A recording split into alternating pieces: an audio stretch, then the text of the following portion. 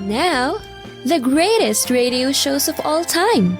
Suspense. The Shadow Node. Washington calling David Harding, counter-spy. Classic radio theater. The Great Gildersleeve. Fibber McGee and Molly. Dragnet. Gunsmoke. The Lone Ranger. Now, step back into a time machine with your host, Wyatt Cox. Good evening, friends of the Inner Sanctum. Drama on a Monday with episodes of Herbert Marshall and the Man Called X, Calling All Cars from 1939, Candy Matson, starring Natalie Masters, an interesting story about that, and we'll tell you about that show. Also, Arch Oboler's plays, and we'll wrap it all up with Lum and Abner. That's what's coming up on this Monday, 13th day of January. 352 days left in this brand new year till we get to 2026. The Great Fire of New Orleans began on this date in 1830. The Treaty of Cahuenga ended the Mexican-American War in California on this date in 1847. National Convention of Black Leaders met in Washington on this date in 1869. And the Church of England accepted the theory of evolution on this date in 1938. Henry Ford patented a plastic automobile in 1942, which was 30% lighter than a regular car. Also on this date in 1942, first use of an aircraft ejection seat by a German test pilot. In 1966, Robert C. Weaver became the first African-American cabinet member by being appointed the Secretary of Housing and Urban Development. After looking over these potential candidates, after carefully reviewing the proposed operations and of the department, its functions as well as its organization, I came to the conclusion that the man for this job is Mr. Robert Weaver. No man's going to have a more difficult or a more challenging job. No man's going to be better able to leave a mark on the generation of Americans to come than the man who takes on this very vital undertaking. Weaver would serve until 1968. He died in 1997. Johnny Cash performed live at Folsom Prison on this date in 1968. That was an amazing album. Shortly after takeoff, Air Florida Flight 90 737 crashed into Washington, D.C.'s 14th Street Bridge on this date in 1982 and fell into the Potomac River, killing 78, including 4 motorists. I saw a plane looking like he was going to land at National Airport. You see these planes coming over the 14th Street Bridge to land quite often. However, this plane was going the wrong direction to land. And I just said, oh my God, he's going to crash. The girl I jumped in after was hanging on to the rope that they dropped to her, and she just gave out, let go. I guess she passed out or just didn't have any energy in her to. So right after she let go, I jerked my boots off my coat and jumped in after her. Now, on that same date, a Washington, D.C. Metro rail train derailed, killing 3 people. In 1990, L. Douglas Wilder became the first elected African-American governor as he took office in Richmond, Virginia. In 1992, Japan apologized for forcing Korean women into sexual slavery during World War II. A wild fox wandered into the Supreme Court building on this date in 2002 and evaded capture for more than a day, that despite being spotted by police officers and tracked on video cameras. It was on this date in 2018 a false emergency alert warning of an impending missile strike in Hawaii caused widespread panic in the state. It was a mistake on our part, and I regret the stress and concern and worry that you went through. Hawaii Emergency Management Administrator Vern Miyagi. And it was on this date 4 years ago today, President Trump impeached by the House over the Capitol siege just a week earlier, becoming the only president to be twice impeached. House Speaker Nancy Pelosi announced the vote tally. On this vote, the ayes are 232, the nays are 197. The resolution is adopted. Without objection, the motion to reconsider is laid upon the table. 10 Republicans joined Democrats in voting to impeach the president on a charge of incitement of insurrection. Trump again acquitted by the Senate in a vote after his term ended. Passing away on this date in history, composer Stephen Foster, lawman Wyatt Earp. And I was not named after Wyatt Earp. I've told this story. I was named after the guy who played him on TV. Irish writer James Joyce, the delightful Ernie Kovacs, a wonderfully creative man. Vice President Hubert Humphrey passing away on this date. Musician Donny Hathaway. Conductor-arranger Andre Castellanos. Singer-songwriter Teddy Prendergast. Also Jaime on Get Smart, Dick Gautier. A funny man. And Trixie Norton on The Honeymooners, Joyce Randolph. Joyce Randolph passed away just a year ago today. Now, birthdays on this date include the remarkable Sophie Tucker.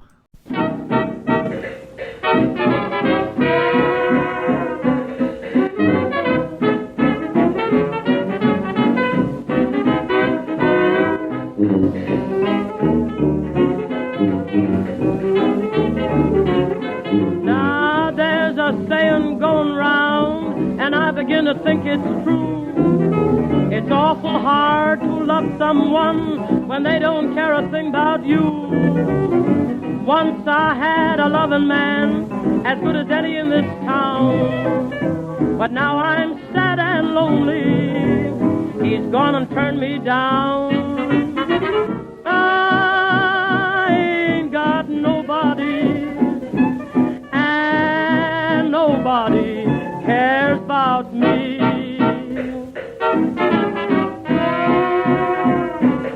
And I shout that nobody cares about me. The January 13th, 1957 edition of the CBS Radio Workshop did a wonderful story of her life and times. Of course, she was still alive at the time, so she narrated it. It was a delightful episode, and we'll try to bring that to you next year around this time. How's that sound? Horatio Alger, also born on this date. Actor Jeff Morrow and Robert Stack, born on this date, along with actress-dancer Gwen Burden. Singer Liz Anderson, born on this date. The some wacky comedian actors born on this date, including Charles Nelson Riley, Rip Taylor, who was a delightfully sweet man, but just a crazy person.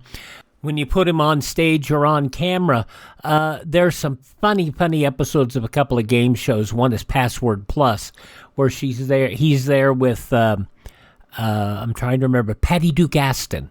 And it was just a hoot. Also, Richard Mall, best remembered from Night Court. We lost him back in 2023 at the age of 80. And also TV executive Brandon Tartikoff, all born on this date in history. Hi, this is Jeff Foxworthy. It is now time for the birthday announcements. The following people are now officially older than dirt. She's done a lot of things, but Julia Louise-Dreyfus will forever be linked with Seinfeld. She's 64 today. Oh, God. Citra's taking the towel off. Whoa, doctor. That's it. I knew it. They're definitely fake. From Seinfeld, Julia Louise-Dreyfus is 64. She was in a sauna with somebody else, and, they were concerned about the other person's bazooms. Country's Trace Atkins is 63.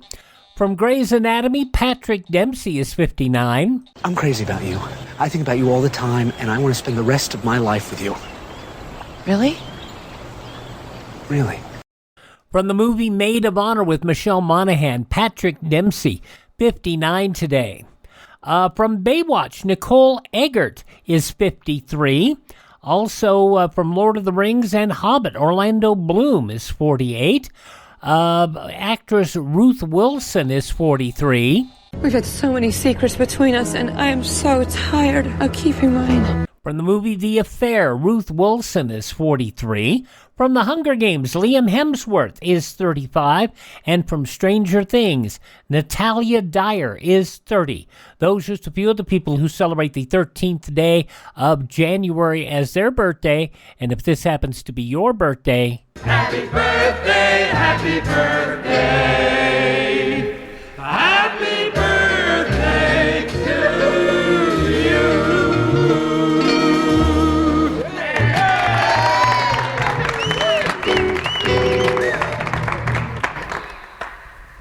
We get started on this Monday edition of Classic Radio Theater with Herbert Marshall and the Man Called X. That's coming up next.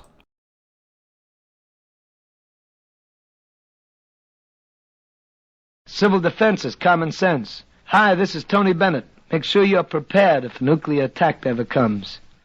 And we roll on this Monday Classic Radio Theater with Wyatt Cox with an episode of The Man Called X starring Herbert Marshall and, of course, Leon Belasco with his wonderful character as, I think it's Pagon Belschmitz or something like that. Anyway, this episode from 74 years ago today, January 13th, 1951. Now we present Herbert Marshall as The Man Called X, the Saturday night feature on NBC's 5-show festival of comedy, music, mystery, and drama, brought to you by the makers of Anacin for fast relief from pain of headache, neuritis, neuralgia, and by RCA Victor, world leader in radio, first in recorded music, first in television.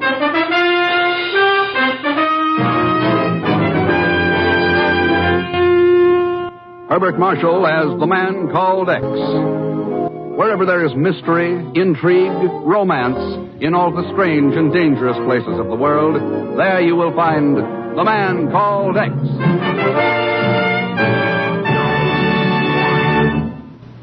Here is something you should know if you ever suffer from the sudden pain of headaches, neuritis, or neuralgia. It is a way to ease the pain, often within a few minutes. A way that is incredibly fast and effective. It's Anacin. Anacin is like a doctor's prescription. That is, Anacin contains not just one, but a combination of medically proven active ingredients in easy-to-take tablet form. Thousands of people were first introduced to Anacin through their own physicians or dentists. But today, these tablets are in such widespread use that all drug counters have them, and anyone may enjoy their benefits. Next time you suffer from the pains of a headache, neuritis, or neuralgia, by all means try Anacin. You like the convenience of Anacin tablets, and you will be delighted with Anacin's incredibly fast action. A-N-A-C-I-N. Anacin. Ask for Anacin by name today at your druggist's.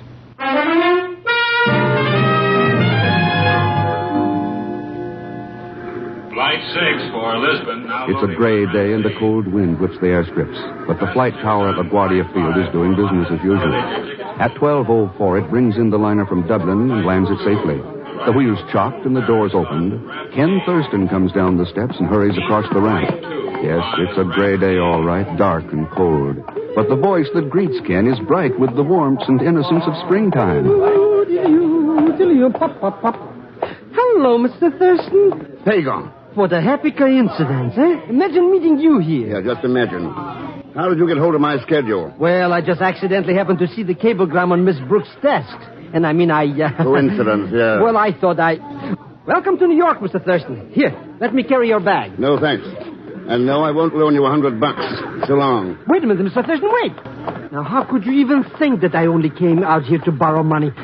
Besides, I need $300. Really broke, eh? Oh, flat as a flounder. I've only got $50 or $60 left, and of course, that's nothing. Nothing? Is inflation that bad? And I've only been away a week. How about it, Mr. Thurston, eh? After all, it's only money and... Hold it, Pagan. Huh? You mean that guy there by the guardrail? Yes, he looks like, By George, it is. Is it? Yeah, I mean, is who I mean? Pedro Andolera. Pedro! Must be him. He turned around. Pedro, wait a second. Hey, look, he's running away. Yeah, now what the devil... He crawled under that guardrail. He's on the ramp. I can't understand what he... Pedro! That plane! You don't see! Pedro, look out! Hey, Mr. Thurston. Oh, Mr. Thurston. Yeah. He ran straight into that propeller.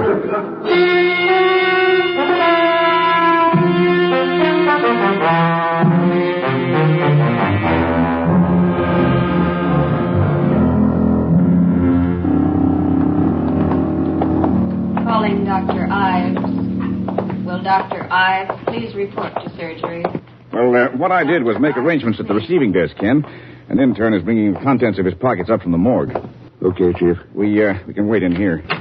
I called police headquarters. They've got nothing on him. I still can't understand why he ran away from you. Nor can I, Chief. I hadn't seen or heard of Pedro since that sabotage case in Panama in 1944, yeah. He was mixed up in that, wasn't he? Probably. He was dismissed for lack of evidence, though. So that certainly couldn't be the reason he was terrified enough to run into a plane propeller. Well, here's the stuff. What stuff, Pagan? Well, the stuff from that dead guy's pockets. What else? Well, how did you get hold of it? Oh, I just told the intern I'm a special agent of the Bureau. What do I do with it? Zell Schmidt, for the last time, So help me, So what's the beef, Mr. Chief? I'm only trying to be useful. All right, Pagan. Dump it here on the table. Okay, Mr. X. It really don't amount to much. You, look through it, huh? Well, I peeked a little. There. 38 revolver. Loaded, too. Return airline ticket to Cuba. Made out to Pedro Andalera, Hotel Metropole, Havana. Yeah. The Pan American plane landed right ahead of us. That means he'd just arrived. Chief, you know it's funny there's not 1 cent of cash in his... Pagan. Mr. Thurston, I hope you're not thinking that I might have... Hand it over. But I swear by the father of my father... How much was there? Oh, $184. And... All right, there it is. After all, money isn't evidence, and he won't need it anymore. And... Ken, look at these pamphlets. Yes, printed in Spanish. Instrucciones para la sab... Good Lord. Yes. Detailed instructions for various methods of sabotage. Yes, with drawings and diagrams. How to disable power stations. Methods of destroying public water supplies. Construction of booby traps. If this stuff's being put out in quantity... Why, it's dynamite. Dynamite is treason. It's chaos and murder. But who printed them, Mr. Thurston? They're not even signed. They don't have to be signed. Chief, I think the best bet is Havana. We've got no lead on Pedro's contacts here in New York. All right, Ken. Follow it up. In whatever way is necessary. Well, as far as I know, there's only one way to deal with a spreading infection. You find the center of it, and you eliminate it.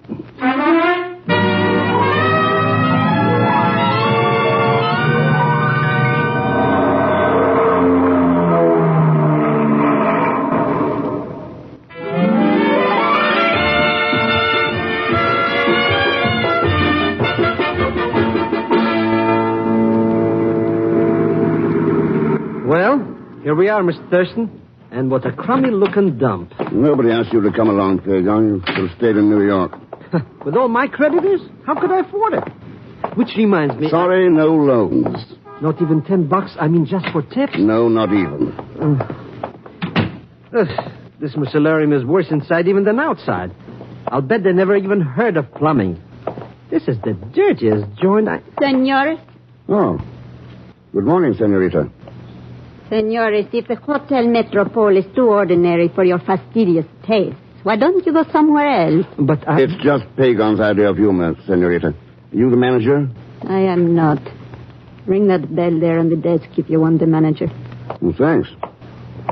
You're Americans, no? That's right. Americans. Why don't you go back where you came from? Why don't you stay there? Always running around the world, sneering, bragging. I hate all of you. Anga. Why don't you stay home? What's going on here? Seems the young lady doesn't quite like us. Anga, this is no way to talk. You must stop it at once. Americans. I don't even care to stay in the same room. What a flamethrower she is. My apologies, senores. I am Lovila, the manager. May I help you? Yes, we'd like a couple of rooms. But of course. You sign here and I will have the boy show you. I should like Pedro Andalera's room. Pedro's? But... He is not here now, of course, but he is coming back tonight. He won't be back. He's dead. Dead? What happened to him? Threw himself into the propeller of an airplane. But why, senor? I thought maybe you could tell me why. No, senor. I know nothing about it. What do you know about Pedro? Pues... nothing, senor. Well, he lived here, didn't he? You see, he lived here for... maybe 2-3 months. But I know nothing about him. Well, did he have any friends, visitors? Quien sabe, in a hotel like this, people come and go all the time. Whether to see him, I do not know. After all, All right, let it go. Have your room available across the hall from Pedro's? Let me see. Pedro has number 44. 44. And, see, the room across from it is empty. Number 45. Good. We'll take the two of them. But I am not certain it is permitted, senor. The police should be notified. I've already seen the police. Here's your authorization. Bueno. In that case, Miguel, véngase. Me llamo, Senor Vilo. It was very nice of you to rent number 45 for me, Mr. Thurston. You'll be in 44, Pagan. Yes, I was afraid I might have to sleep on the part, you know. Oh, no. Oh, no, you don't. What's the matter? You know what's the matter. 44 is Pedro's room. I'm not going to be the live bait in this booby trap. All right, then. Go find yourself a room somewhere else. But I'm broke. You know I spend all my money for plane fare. Well, in that case... Oh, what a sitting bull I turn out to be. The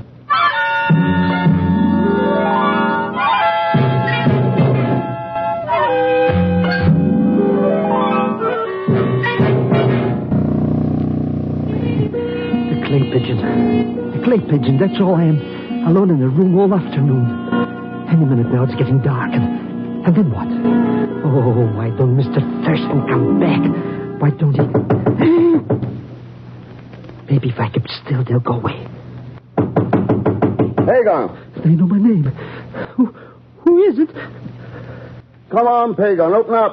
Mr. Thurston, boy, am I glad to see your face. Just wait till I move this sofa. And this lamp. And this table. And the chair. And the bed. Now. Hello, Mr. Thurston. What the... You expecting an invasion? With sabotagers all around, who knows what to expect? Oh, you weren't in any danger. Pedro wasn't due back from New York until half an hour ago. So why should anyone try to contact him? Now I find out. Now, pull down those blinds and turn on the lights. Might as well make it look as though someone's home. Sure. Did you find out anything around town about that Pedro character? Not a thing. I'm hoping somebody will try to get in touch with him here. Lovilo is keeping quiet about his death. Well, there's sure not much low down in his room. Nothing but few clothes and some empty sardine cans and some full cans in the closet. He must have lived on sardines. Maybe. But there could be another reason for... Answer it, Pagan. I'll cover you from the closet. Mr. Thurston, maybe... Go ahead, Pagan. I'm coming. Don't shoot, I surrender. ¿Qué pasa? What are you saying? I said Well, come right in, you luscious little frijoli. Who are you? What are you doing here in this room? Never mind, baby. Why don't we sit right down here on the sofa? You sit there. I think I like this chair by the window better. Where's Pedro? Suppose you tell us about Pedro, senorita. Oh, Mr. Thurston, I didn't need to be covered. Who are you? What has happened to Pedro? What are you doing here? What's your name? Paquita. All right, Paquita. What do you know about those little booklets Pedro was distributing? You are the police. Are you in on the scheme, too? No, I know nothing. Who are his friends? Who's he been working with? I do not know. Where does he print the stuff?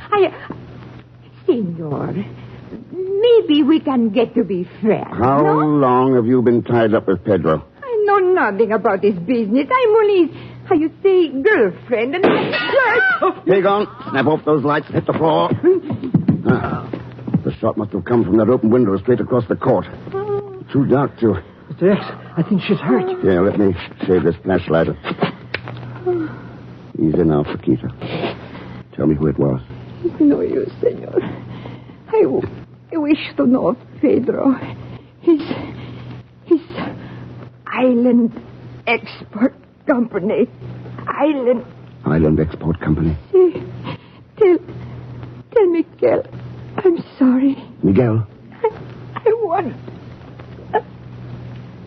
Mr. Thurston, is she... Yeah. What she was trying to say there? What's it mean? It means we've finally got a lead. Come on, Pagan. Let's have a look at that room across the court.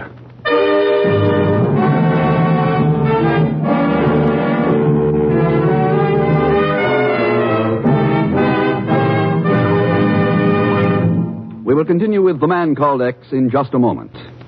Here's a word from RCA Victor. What's the television picture today? Well, one thing's for sure, the television picture today's a big one. More and more people are enjoying it every day and on bigger and bigger television screens. Why not start your family at the top with 19-inch television and start right with America's favorite television, RCA Victor Million Proof. That's the kind of television that well over 1 million families have chosen for their homes. Yes, you get a bigger value, too, with your 19-inch RCA Victor. You can watch those big million-proof pictures comfortably whether you're close up or clear across the average living room. And here's another thing that's important to you. Only RCA has a nationwide service company to install your set and to give you continued service wherever you live.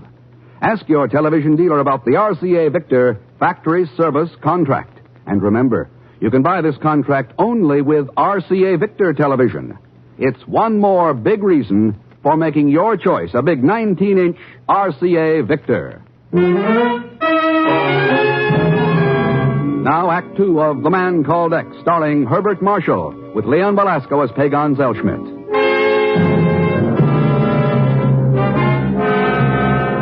A few small pamphlets found in the pocket of a man killed accidentally in New York threaten the security of the whole Western Hemisphere, bring the Bureau instantly alert, and send Ken Thurston by fast plane to Havana, Cuba. Now another person has died, this time by a bullet, and Ken and Pagan approach the room from which the shot was fired. The next door ahead. Easy now, Pagan. Easy. Not even breathing. Maybe I should wait here. I don't care where you wait, but stay out of the way. I'll throw the door open and step in. Now, you stay to one side. It's empty. All right. Turn on the lights. Pagan, take your fingers out of your ears. Sorry, Mr. Thurston. I just can't stand the sound of shooting, especially if it's at me. Isn't going to be any shooting. Somebody fired that one shot from here and then beat it. Hey, this room hasn't even been lived in. No, it was only used for the shooting because it's straight across from ours. It was an accident. They were really shooting at us. I doubt it. That table lamp would have thrown Paquita's shadow on the blind. No, they knew who they were after. Come on. Let's get back to the other room. Got any idea who done it, Mr. Thurston? Not exactly. Too bad. I just was getting acquainted with her. Oh, sure. Santos del cielo, senores. Senores, what has happened? The girl's been shot. Over in Pedro's room, Ravilo. Shot? Who did it? I don't know. It was fired from a room down the hall. There's no one there now. See anybody on your way up? Nobody, senor, except Miguel, of course, who was on the elevator. Uh-huh. Well, you better call the police. Come on, Pagan. Right away, senor. I will inform them immediately.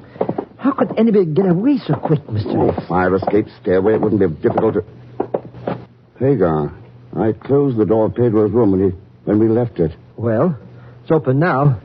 Hey, maybe she wasn't really killed. Of course she was. Come on. Nobody here. Looks just like it did before. Except for one thing.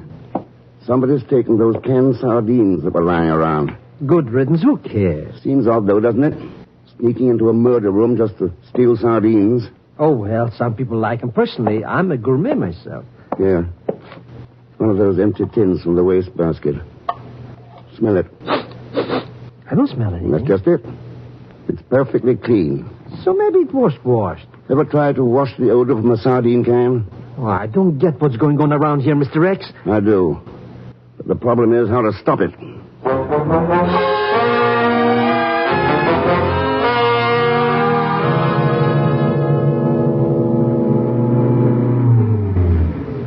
Well, here's the elevator, Mr. Thurston.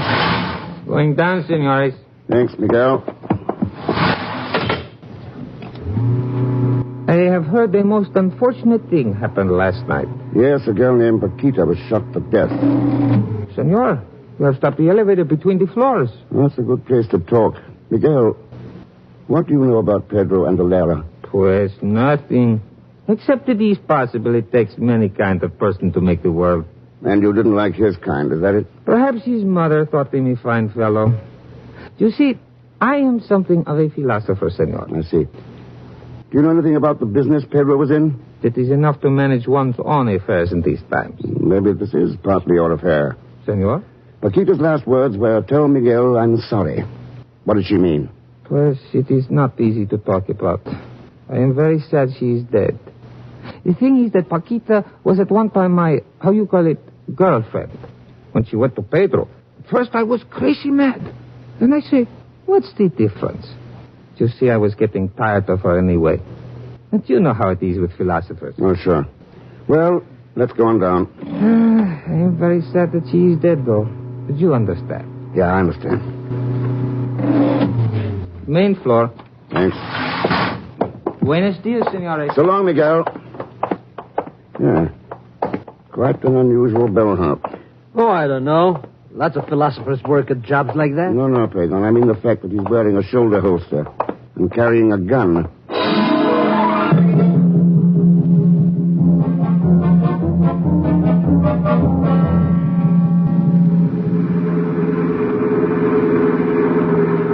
Well, Pagan, this looks like the place. Sure it is, Mr. Thurston. See right there on the sign? Island Expert Company office. Well, it isn't the office I'm interested in. I think our best bet is that warehouse sticking out over the water. Come on, let's go. The joint sure looks deserted. They must not do much business. With the kind of business this is, any is too much. I guess the door opens off the dock here. Boy, what a rickety dump. You know, if one of these pilings broke, the whole building would fall in the bay.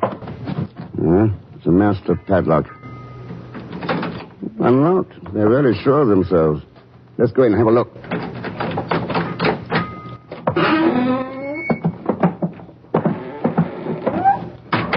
No windows. It's dark in here. Wait, there's a light switch here by the door. Sure don't look much like a warehouse. It's not intended to. Hey, look. That's a printing press. And what's this Rube Goldberg gadget? That is a canning machine, Pedro. What? Sure. Let's open up some of these sardines. You mean that's what is in all these boxes? That's right, all crated and ready for shipment to agents all over the Western Hemisphere. Here we are. You hungry, Mr. Thurston? Not for this kind of stuff. Here, Pedro, have a sardine. Have a Look, it's full of little books. They're packed in that can't... Well, just like sardines. Yeah, 5 ounces of treason. The perfect way to ship the stuff. Distribute it. Sabotage, the rottenest game in the world. Well, I guess the addresses on these crates give us what we need. Sure. It's got who this stuff's going to, but who is sending it? The name is on the crates. Lo Vilo. We don't know of any Lo Vilo. But we know a Lovilo. Oh, that hotel manager. You mean he's no good guy who... Quiet, there's somebody coming. Get away from the door.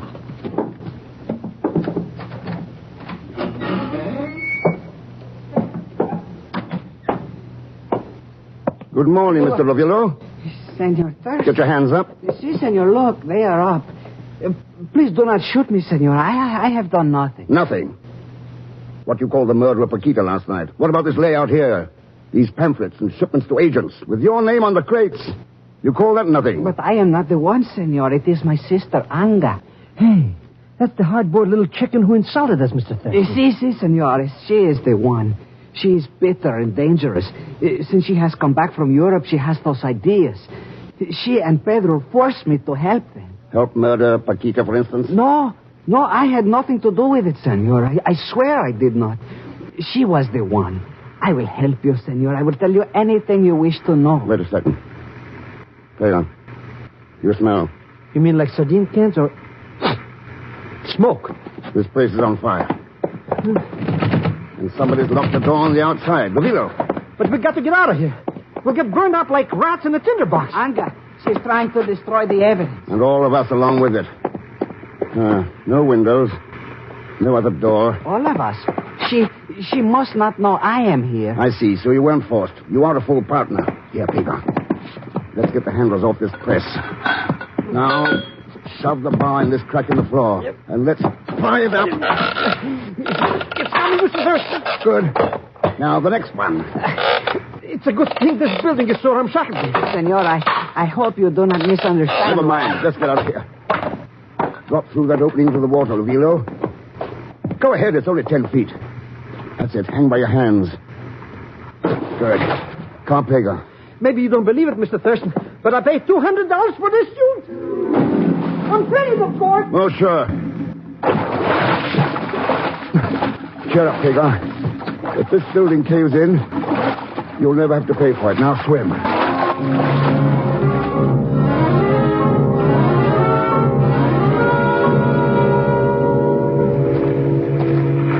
What are you planning to do, Senor Thurston? Use the phone here in the office and have the police pick up Anga. She hasn't really left after she started the fire. Look at that bird. Oh, we sure would be a couple of dead gooses inside there. Anga! Come in, Senor Thurston. And don't reach for a gun. Well, glad you waited, Anga. Saves us the trouble of looking for you. I knew you would be here, Anga. I knew you would think of Be something. quiet. You're almost as weak and silly as a doll faced Paquita. But not as pretty. That's really why you killed her, wasn't it, Anga? Jealousy. I killed her because she was a fool. She would have told you everything, like my brother. Anga, you're mistaken. I have said nothing to them. Oh, come now, Ravilo. What about the signed confession that you said was here in the office? Confession? There is no confession. You told us there was. Hidden here under the end of the rug. It's a lie. Look, Anga, I will show you. Stay There where is you nothing. are. Senor Thurston, suppose you turn back the rug and hand me this little evidence of my brother's cowardice. Sure, glad to. It should be about right here. Get a gun, Pagon. Got it, Mr. Rex, I got it. Stay where you are, Lavilo. Boy, what a dummy. Standing on a rug and letting somebody grab the other end of it. Ooh, she's out like 3 strikes. I perceived you are also a philosopher, Senor Thurston. Well, come and join the party. It takes a philosopher to realize there are certain times when a woman should be rendered unconscious. I guess so. Miguel, I'll take that gun of yours. This? But why, senor? It is not loaded. I only have it because of the tourists. Huh? See, I tell them I was once a bandit, and it gives them the big thrills. Look, someone has even filed off the pin. It won't work. Here. Yeah. That's useless. As useless as a plane or a gun or a power plant that's been wrecked by saboteurs. But what if you really needed that gun to protect your life or your freedom and didn't know the pin had been filed off by a saboteur?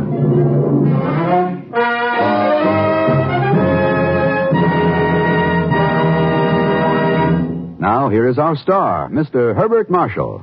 Thanks for being with us. And I think you'd like to know that in tonight's cast you heard Peggy Webber, Lois Corbett, Harry Bartell, Frank Gustel, and Ted Von Eltz.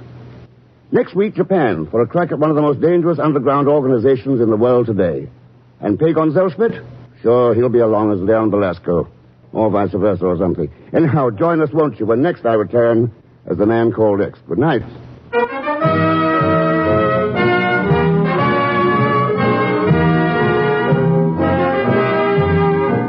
The Man Called X is a Saturday night feature on NBC's 5-show festival of comedy, music, mystery, and drama, brought to you by the makers of Anacin for fast relief from pain of headache, neuritis, neuralgia, and by RCA Victor, world leader in radio, first in recorded music, first in television. The Man Called X, starring Herbert Marshall, is a J. Richard Kennedy production with music composed and conducted by Felix Mills. Tonight's story was written by Les Crutchfield. All characters and incidents on this program are fictitious, and any resemblance to actual characters or incidents is purely coincidental. Be sure to listen tomorrow evening for The Big Show with Tallulah Bankhead and the Great Parade of Stars, the Sunday night feature of NBC's All-Star Festival. And until next week, same time and same station, this is Jack Latham saying good night for The Man Called X.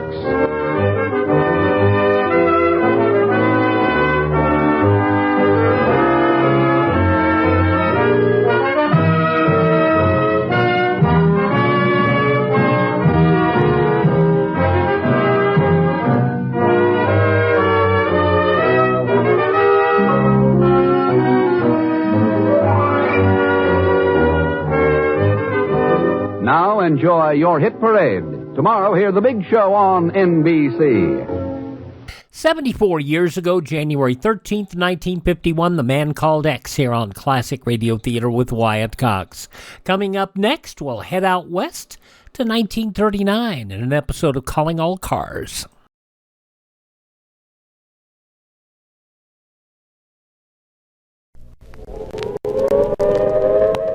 The sound you hear is a recording of the warning siren in case of an imminent nuclear attack. If this was an actual attack warning, would you be prepared? Would your family be prepared? If not, CA Survive All Civil Defense approved steel and concrete basement type fallout shelter. The shelter, along with a basic equipment kit, affords you and your family maximum protection. Survive All shelters are FHA approved. No money down. 5 years to pay. Horrible though it may be, this sound may someday become a reality. Be prepared. See a survival shelter today. You can learn about how survival fallout shelters got around in the show notes or over at classicradio.stream. It's an interesting story to realize how, and as they call it, how madmen met the nuclear bomb. That's how that works. Let's go back 86 years now on Classic Radio Theater with Wyatt Cox to January 13th, 1939, the West Coast program Calling All Cars and the Case of the Silver Cord.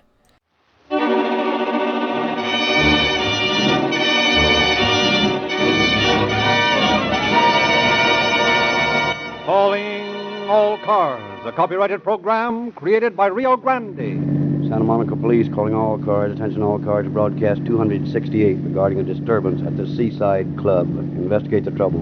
That's all. Rosenquist.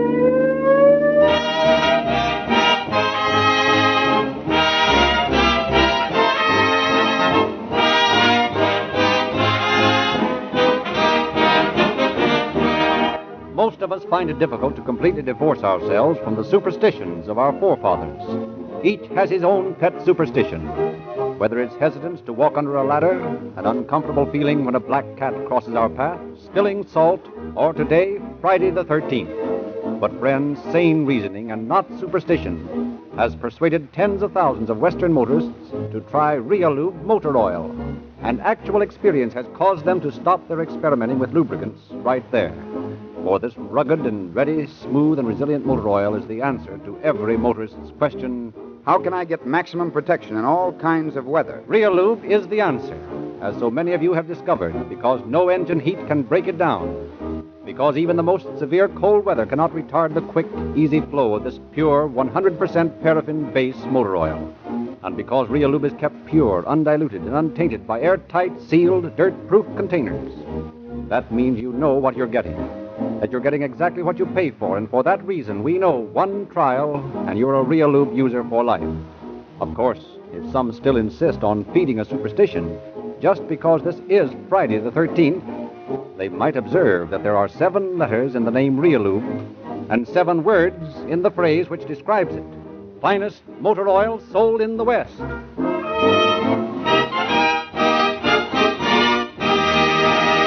The story we are to hear tonight has been taken from the confidential files of the Police Department of Santa Monica, and we have therefore asked Chief of Police Charles L. Dice to open our program. The purpose of calling all cars is, as you all know, to prove that crime does not pay. The program, over a period of more than 5 years, consistently dwelled upon that theme, showing by the amount of police work done in a variety of cases that regardless of the cleverness of a criminal, he never wins. Tonight's story is not the story of police work, but the story of a woman who thought her solution to her problem was the only solution, the best one. She found to her sorrow that such was not the case, and that irrespective of how strong a motive might dictate a crime, the unprofitableness of crime is still too great to ever make it worthwhile as a solution to any problem. This woman made no attempt to conceal her crime, and the police work involved was of little consequence. Nevertheless, her story will prove that crime of any sort does not pay.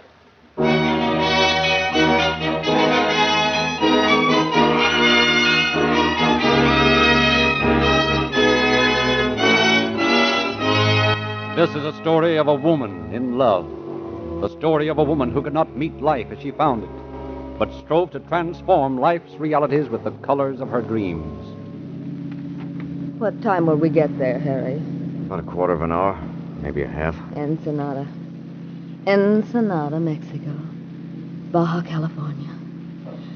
Beautiful words, aren't they? Huh? Ensenada's a beautiful word. Spanish. Oh, sure. But not half as beautiful as you are. You scared?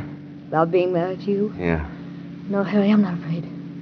All my life, through those long, weary years, I've longed for someone like you. Someone to be kind to me. Gentle. Go on, Helen. I like to hear you say things like that. It does things to me. Oh.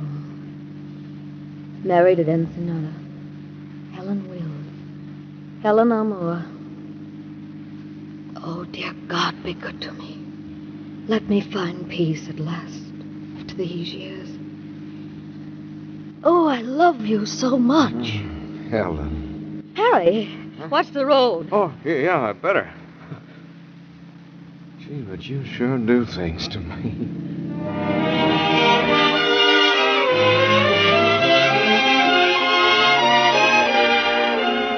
Married in Ensenada. Blissful days of secret companionship because Harry wanted it that way. Then the reality of her relationship with the man she had married forced itself into the dream world she had created. You can't talk that way about my mother. I will talk about her any way I please. I'd gladly see her hanged if I could. You must remember, my love, I am a woman of passion. And with all the passion and venom that's in me, I hate her. You shut your face, you cow, or I'll shut it for you. Oh, Harry, please. Oh, for the love of God, don't you understand? I can't go on living like this. Well, what's wrong with it? I can't stand this being half married. Always sneaking about, avoiding your friends and mine. What few I have left. Well, I've been seeing you weekends. Oh, and I live for those weekends. Those long days between when I want you so. Every blessed day I long for you. You can't understand that, can you? You've never had to live and love by yourself. Oh, I want you near me, Harry. Well, I'm near you. I want to love you and have you love me. Harry, I tell you, I can't live like this. I'd rather be dead. That'd help a lot, wouldn't it? A lot you'd care if I were. Oh, be sensible, Helen. How many times do I have to explain? Oh, I'll be sensible, Harry. Don't explain anymore. Sit down, dear. Here, beside me. Oh, that's more like it. Darling, I know how things are. The business and all that. And your mother. Now, don't start harping on my mother again. I can just see her now, sitting at home, furious. Yes, furious and jealous because she hasn't got her darling little boy by her side. Ellen? Well, you're no baby, Harry Amor. Neither of us are. You're a grown man, Harry. You can't spend the rest of your life tied to your mother's apron strings. I'm not tied to her apron strings. You're a man, a married man with responsibilities. You've got to think of me once in a while. Oh, I do think of you. You married me. You've got to love me. I can tell you one thing I won't do. If you don't stop these hysterical scenes, I'll stop coming around here and... Stop loving me. Is that what you mean? Maybe it is. Is that what you mean, Harry? Oh, please, Harry. Please never stop loving me. Oh, let go of me. Why don't you get dressed? Why should I? I'm not going anyplace. Oh, the trouble with you is you're getting old. And when a woman gets old, she goes right on loving a man. But the man... What about him? Can't even say it. Even though I knew it wasn't true. What the devil are you talking about? I just couldn't say that you stopped loving me. Oh, but I did say it, didn't I? And I'll say it again. Harry doesn't love me. Harry doesn't love me. Oh, I wish I were dead. Oh, for the love of Mike. Don't start that again. Oh, wait, Harry. I am getting old, Harry. But not as old as your mother. You love her. Oh, can't you love me just a little? Say you do, Harry. Oh, Helen, you know how the setup is. Mother's given me the best years of her life. So you've said. She's done her best to bring me up to be a respectable man, a good citizen. Yes, you are a good citizen. She's scrimped and saved to give me everything she could. You wouldn't want me to turn against her now, would you? No, I understand. Oh, that's better. Mother's a wonderful woman, Helen. They don't make many like her. I wish you two could hit it off better. You mean you wish I were more like her? That's it, isn't it, Harry? Isn't it? Oh, I guess so. Oh, gee, Helen. Oh, never mind. You just can't grow up, can you? What are you driving at? You'll go through the rest of your life probing into the soul of every woman you meet, trying to find your mother there. Oh, nuts. Oh, I'm sorry for you, Harry. Truly I am.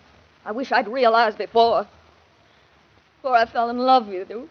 Quite as much as I am. Well, it's too late now. Yes. It's too late. Oh. Everything will be all right, sweetheart. Oh, you are just a great big baby after all, aren't you? Mm-hmm. I guess all men are like babies.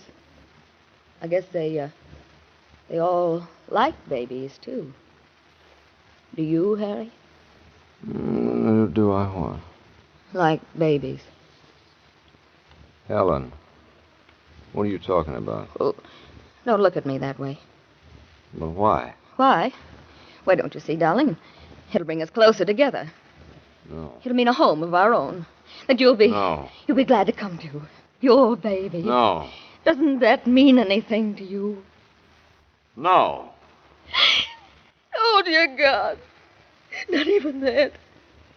Not even that.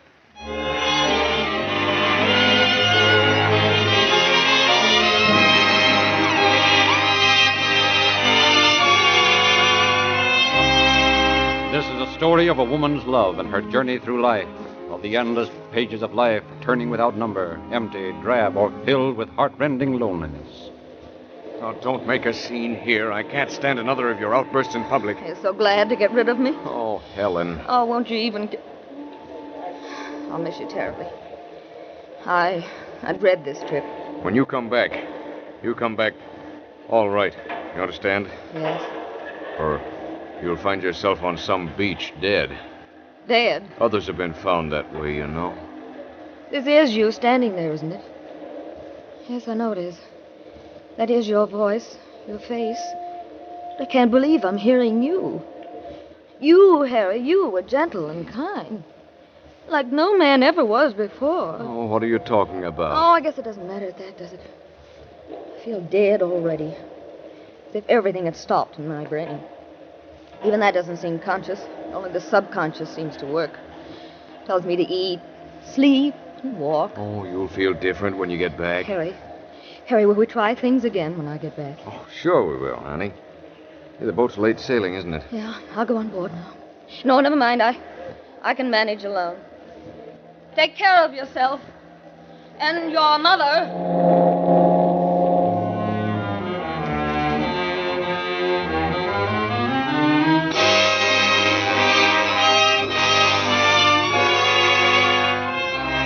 This is the story of a woman who sailed out onto a sea of pain and despair, of a woman who sat alone in her stateroom and pressed cold hands against her throbbing head. Oh, dear God. Please, let me die. I don't want to go mad alone like this. He doesn't love me. Oh, please, please let me die. Oh, Harry, I need you so. The sea beat restlessly on distant shores, bearing on its breast a restless, hungry heart.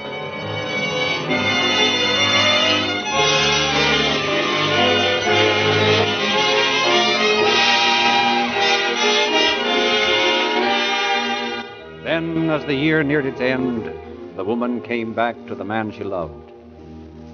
This is the third day, Harry. Mm-hmm. Oh, these last 2 days have been wonderful. I'll never forget them. Me neither. Whatever may happen to us two from now on, we've had a little while in heaven, haven't we? Oh, you do things to me, baby. Harry. Oh, what's my baby crying about? Oh, I wish I could forget. Forget all the pain and the loneliness. Things you've said to me. I'll make you forget. No. No, please. I guess I just wasn't meant to be happy. Ever. Even when I'm happiest, the old unhappiness is still there. Part of it. It'll go away. Oh, but we'll have marvelous times together from now on. Won't we, darling? Sure we will. Darling, let's start the new year right, shall we? Just the two of us. Let's dance and dance. Oh, I haven't danced in years. Oh, Helen, I've got something to tell you. Well, why don't you say something? I know what you're going to say. We're not going to have our New Year's Eve together. Well, it's not because I don't want to, Helen. I just can't afford it. Finances, you know. Finances? Harry, you know money doesn't mean a thing to me. I could be just as happy if we went down on Broadway and saw the old year out with the mob that's always down there. That's fun. I did it once. No, I've got to go down to the Seaside Club. But Mother's decided that she'd like to go along with you. Well, naturally. I want her to go along. Thought it might be more pleasant for both of you if... I sat at home and cried my eyes out while you and your mother enjoyed yourselves. Well, not on your life. I'm going with you. And Mother? All right, and your mother. It'll be fun being chaperoned with my own husband. You breathe a word about that marriage and I'll... You what? I'm tired of you threatening me. I'll do more than threaten you if you break my mother's heart by telling her we're married. Oh, I mustn't break her heart. How about mine? I'm not good enough for you, is that it? Helen. She has the best of everything. Even you. I have to take what I can get. What you choose to give me. Not on your life. If we're going to share you, it's going to be equally. Keep quiet. Your mother's such a wonderful woman. She'll be glad to see us unmarried and happy. Hey, what are you doing in my purse? What are you looking for? This. I've got it. My marriage license. Give me that. Oh, Harry, please, don't take it away from me. Well, I've got it, haven't I? Please, that's all I have in the world I value. It's the only thing that keeps us together. You're telling me. Harry, don't burn that license. It won't hold us together anymore. I'll get it back. I'll get it back. Get away from that fire. You'll burn yourself. Stop it. Good. You burned it. Yeah. It was our bond, Harry. It's gone. Now you haven't any proof, even if you do tell my mother. Do you think for a minute she wouldn't believe me? She'd know. She'd believe me. I will tell her. I'll make her believe. And I'll tell her tonight. We'll start the new year right. You remember the gun in my car? I'll get that gun and I'll kill you with it. Do you hear me? I'll kill you. Oh, no, you won't. You won't kill me, Mama's boy. You don't dare. You haven't got what it takes to kill anybody. You've never scared me before with your threats, and you're not scaring me now. Mama's boy wouldn't kill anybody. No? You think I won't? Stop yelling at me, little boy. Your mother will find it out. Oh, please, Ellen. You don't understand Mother. Why'd it break her heart to find out I'd gotten married without telling her? I've always told her everything wrong I've ever done. Except when I married you. It'd break her heart. Well, then let it. You broke mine. I break hers. It's a fair exchange. Oh, Helen, sweet, I love you. I love you so much. Try to feel a little pity for me. I want to stay with you. I want to lead a normal life, but I can't. I can't leave Mother, and I can't tell her we're married so we can all live together. Oh, I might have had pity on you once, but not now. Helen, I'll kill myself. Go ahead. Get the gun out of the car. The one you were going to use on me. Go ahead. Am I stopping you? I'd be free then. Then I could go on living.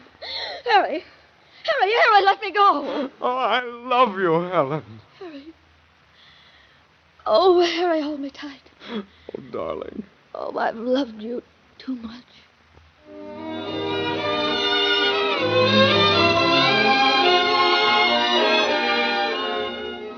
The hours passed.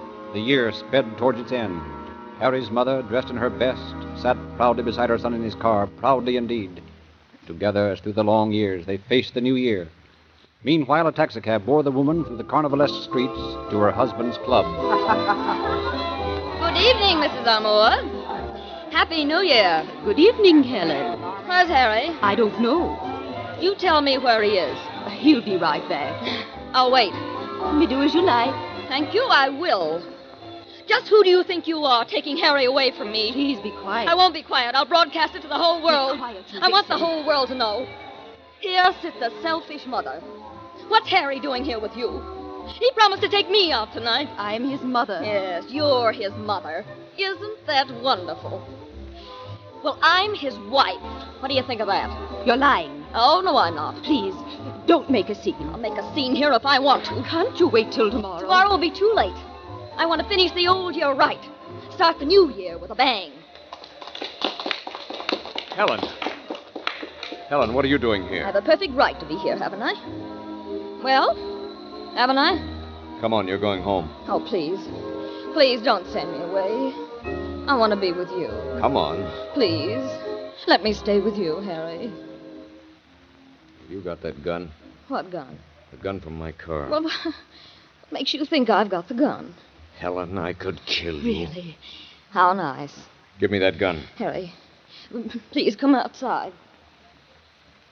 Well, what do you want? Oh, darling, I'm sorry I acted like that. Please don't send me away. You hurt me so when you tore up the license and burned it. I just sort of went crazy, I guess. I've hurt you.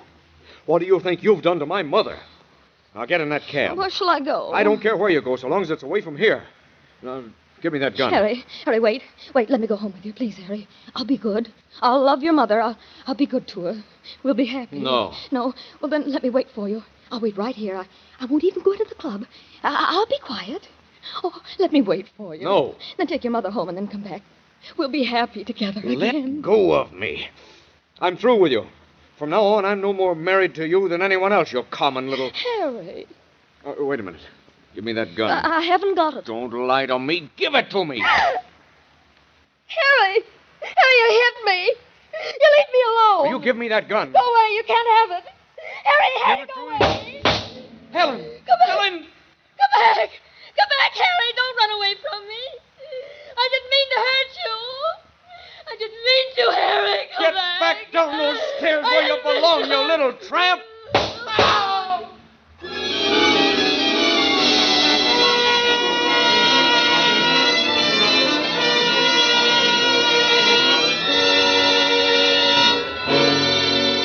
This is the story of a woman in love. The pages turn, the new year is written in blood, and from the stained pages of her memory she tells her story to a jury of her peers. But the jury did not believe her story. They found her guilty of murder. The matron led her back to her cell. Don't feel too badly, dear. Thank you, matron. I have nothing to worry about.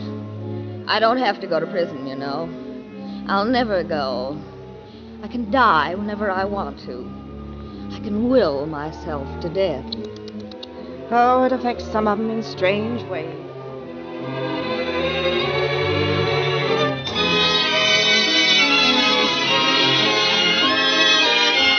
The verdict had indeed affected the woman in a strange way. These were the torn and frayed pages of her life with ragged edges. Desperately, her mind strove to erase the half-conscious events before the crime and the sordid, bitter days that followed. Her brain was weary of the fight for life and freedom. Frantically, she plunged along the corridors of her mind into the corners of her consciousness, seeking some magic word that would kill forever the monster of her memory. And even sleep fled from her. Trusty! Trusty! That elevator's driving me crazy. So we should walk so you can sleep, huh, Princess? Oh, no. No, I'm going insane. Don't you see? Please. Oh, please, shut the door. Thank you. Thank you, Trusty. I should say, thank you, Trusty, out loud. No, I'm too tired. Sleep. I'm so sleepy. My eyes are shut. When the door opens, my eyes will open. I'll be awake then. I want to sleep. I won't let you open the door. I will the door stay shut. By one of the strangest quirks of mental process ever recorded in the California court, the woman was shut off from the world. The matron remembered she had threatened to will herself to death. The trustee recalled her last words. I'm going insane, don't you see? Shut the door, please. But sane or mad, living, or near the limbo of the dead, the woman lay on her cot in the hospital ward of the jail. She would not awake. The time for her sentence arrived. Judges, attorneys, attachés crowded the little room, massed themselves around the bed, towered above the unconscious form. I've been here many a year, but I never saw anything like this before. Sometimes they were such dopes they didn't know they were being sentenced. Sometimes they fainted. But this... It's a little bit unusual, but... well, the court will come to order. I don't think this is legal. Is this legal? The defendant being present, the... Unsure of the legality of passing sentence on one who heard, said, and saw nothing, the judge decided to await developments. Doctors and alienists were summoned, newsboys screamed headlines, editors exploited the case till the original issue of her guilt was lost beneath some mass of paper and print. Doctors made elaborate plans for the awakening. This time with stenographers scrawling, pads on knees, men carrying cameras, big and small, flashes and floodlights tried for placement, sound equipment installed. All other patients were removed from the little hospital ward to make room for the performance for the newsreels. The woman's bed was moved so that the actors would be within camera range. Meanwhile, in the agonized recesses of the woman's brain, the story of her life continued its movement before her in retrospect. I love him. I loved him. I didn't aim at Harry. I loved him. He was gentle and kind. He found me. He took me like the love you, even in your staid and stolid ways of dream, would take you. You have lain upon a lonely bed and dreamed, I know. Those are eyes that have known pain. Look at me. Remember your pain. And think of the pain in me. The loneliness, the ache, the pain that came to me in love. Hungrily, passionately, always I wanted a love that would give me release from myself. I wanted to strip my soul of all my years of living. I wanted to stand beside a depthless pool of love and dive, a clean-cut dive into its silver water, lose myself beneath the shining surface, immerse myself in my love.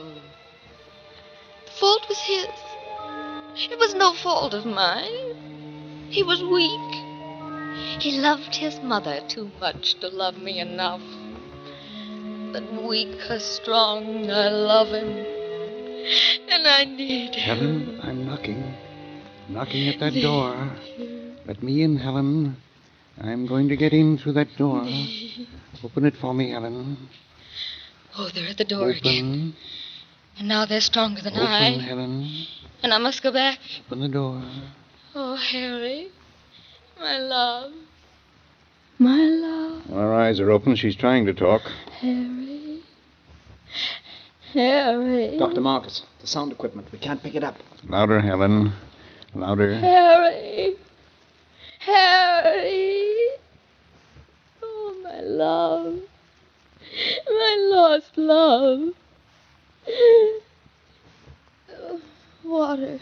Here you are, Helen. Oh, thank you. You're awake now, Helen. You want to stay, don't you? Or would you rather go back? I want to go back. Let me go back, please. I haven't done anything wrong. Oh, let me go back. Please. Let me go back.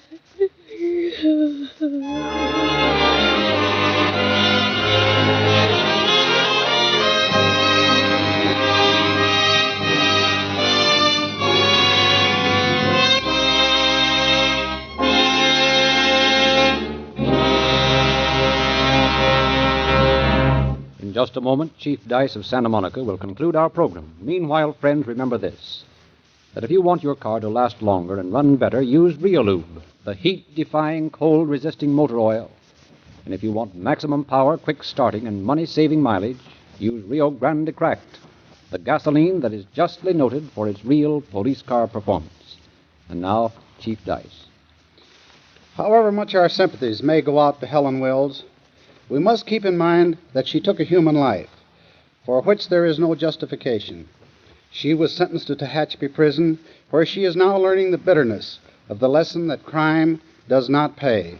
It is interesting to note also that only a few weeks ago, a Superior Court ruling was handed down stating that her marriage was not legal in California. Thank you, Chief Dice.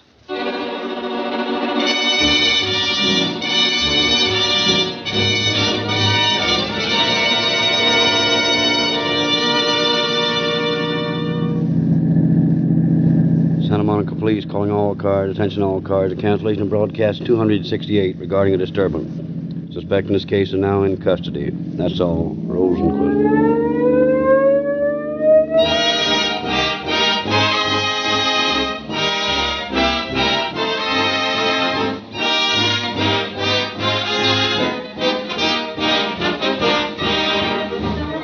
This is your narrator, Frederick Lindsley, bidding you good night for Rio Grande.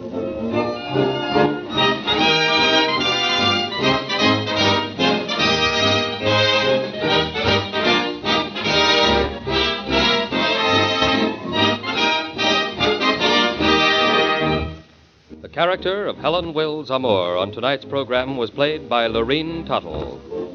Next week at this time, Rio Grande will present The Case of the Azure Ring. This is the Columbia Broadcasting System.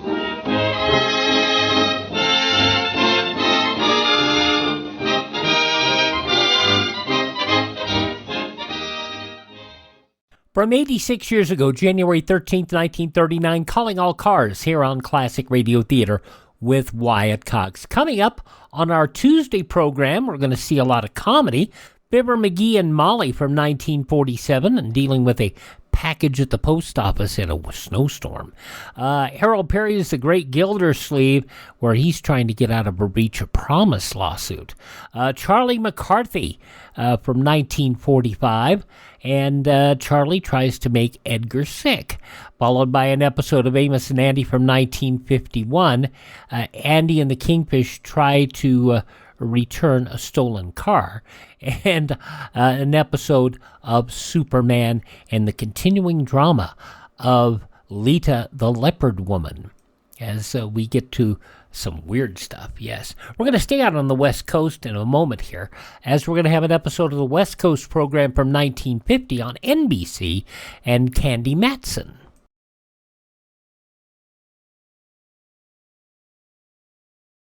During a national emergency, you may have to be your own fireman. Take the first step now. Remove all fire hazards in your home. Eliminate clutter. Store flammables in a safe place. Important to consider at any time, particularly out here in the West, in the western U.S., where we are perpetually having to deal with wildfire emergencies and such. All right, as I said, we're staying out on the West Coast. We're back going to a show that came out of San Francisco, and this is from 75 years ago, January 13th, 1950. It was a program that was written for the creator, but the creator of the show decided to have his wife star in it. This is Candy Matson, Yukon 2, 8209. It ran for 2 seasons, from June of 1949 to May of 1951. Natalie Masters, the husband of the creator, Monty Masters, he originally wrote the show for him to star in, but his mother-in-law said, make it a female lead. And so this is the first show where he had a female lead and a striking female character as a detective without even being squeamish. And that's what the show. You'll hear this show originally broadcast on this date 75 years ago, January 13th, 1950, the Eric Spalding Concert.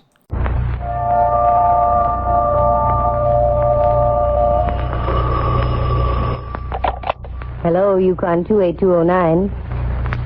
Yes, this is Candy Matson.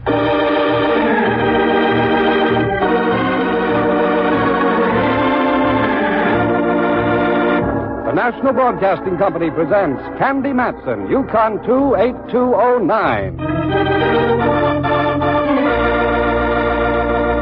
Hello? Oh, girl, this is Rembrandt. I've been trying to get in touch with you for the last 3 days. I've been smog-bound. What? I've been visiting an aunt of mine in Los Angeles, Ducky. A fate worse than death.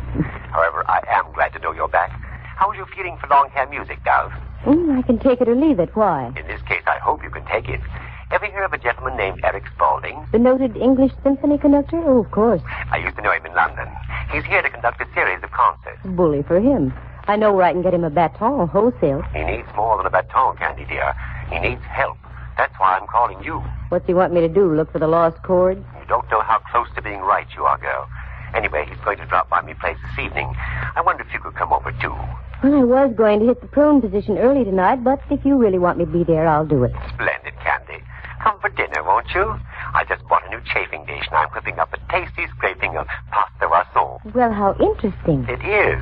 It's spaghetti a la Watson.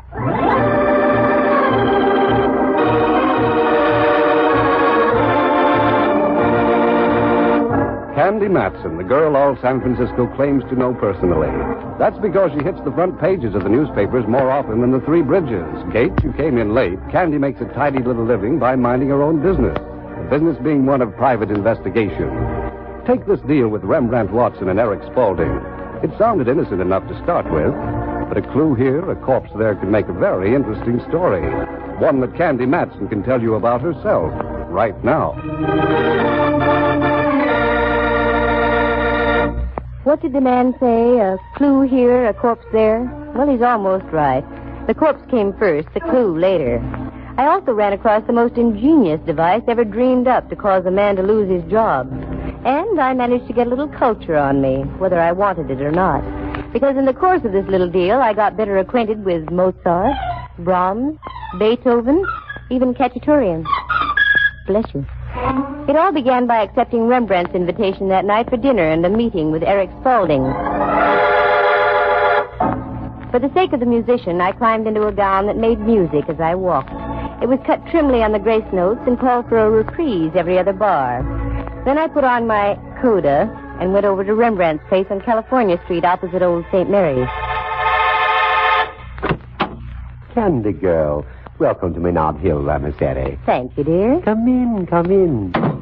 Breathtaking, positively breathtaking. Thank you. You look gorgeous in that, what is it, Candy? If you just stop and consider the thousands of man-hours put in by little worms all over mulberry bushes, you wouldn't ask that question. Oh, silk. Mm-hmm. Where's the maestro? Oh, Eric hasn't arrived yet. He'll be here shortly. What's his problem, Ducky? I haven't the slightest idea, but he seems terribly upset.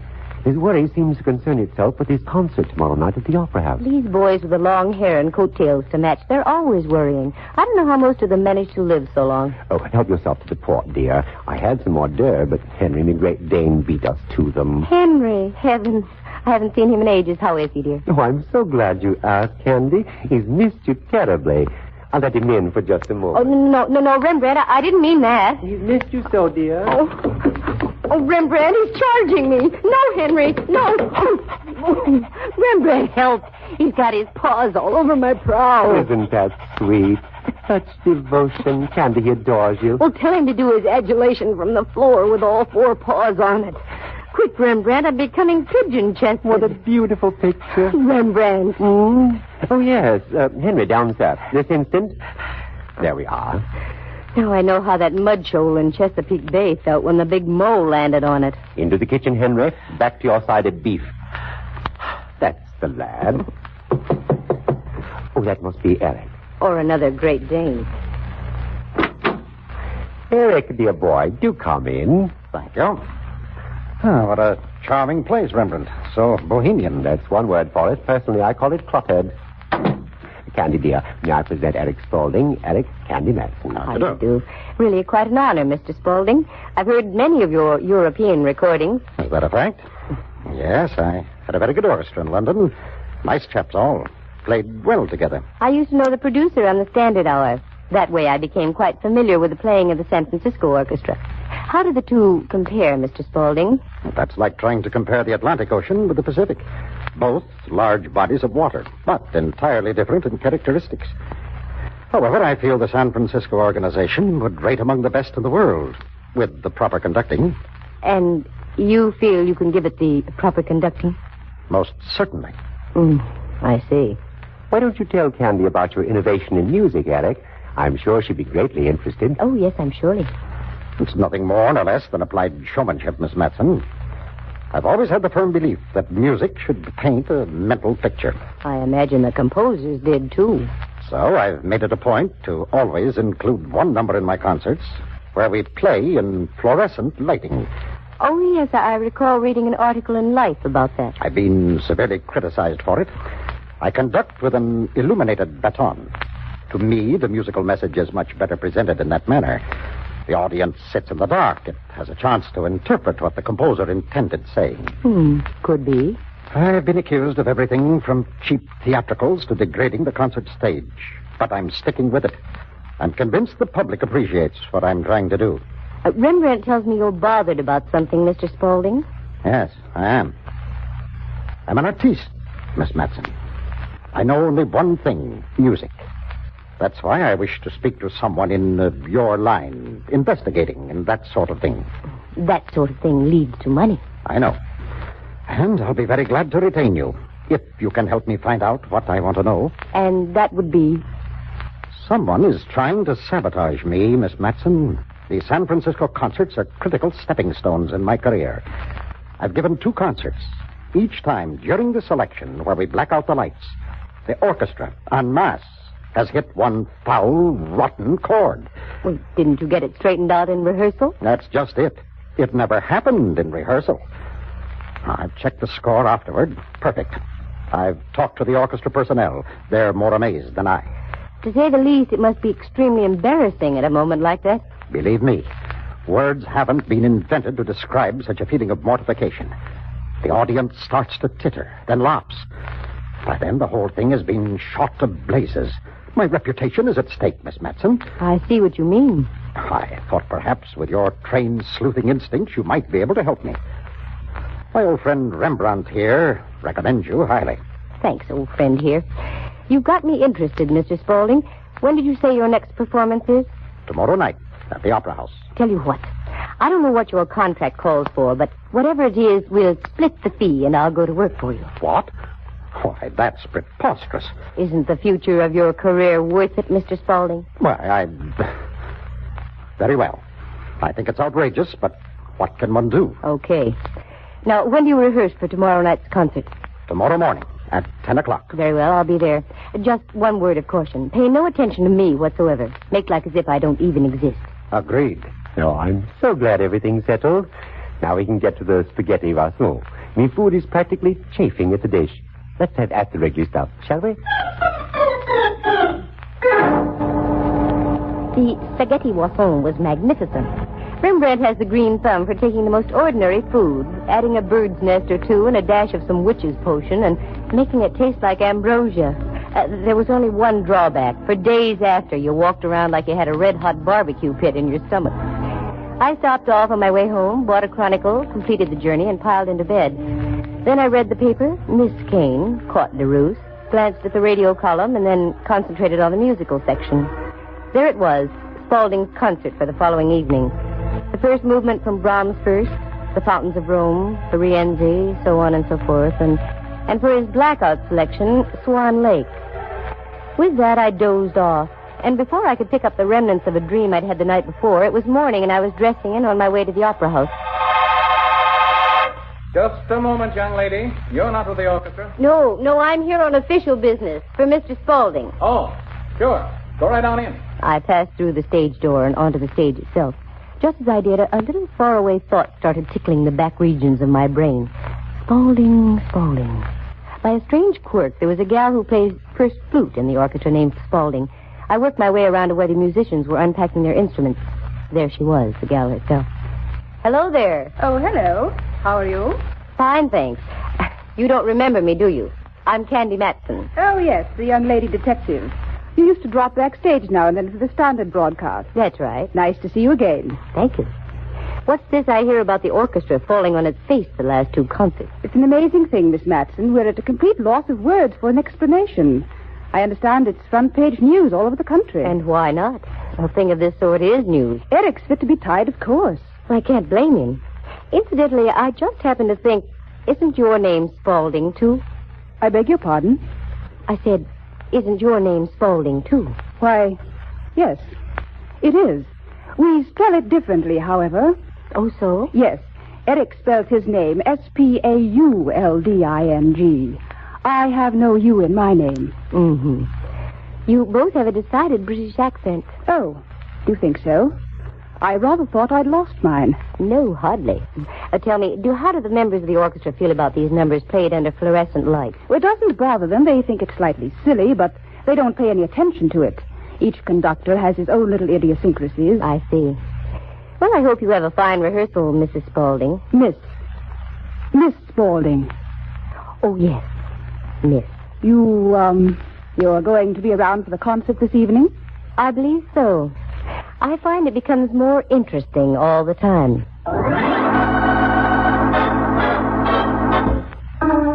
Something was phony with the gal, but I couldn't put my finger on it.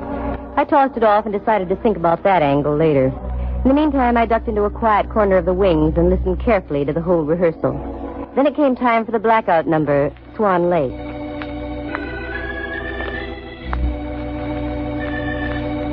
It went beautifully, without a hitch. At the finish, Eric mopped his moist brow and spoke to the orchestra. Ladies and gentlemen, thank you very much. You all know what has happened in these particular spots.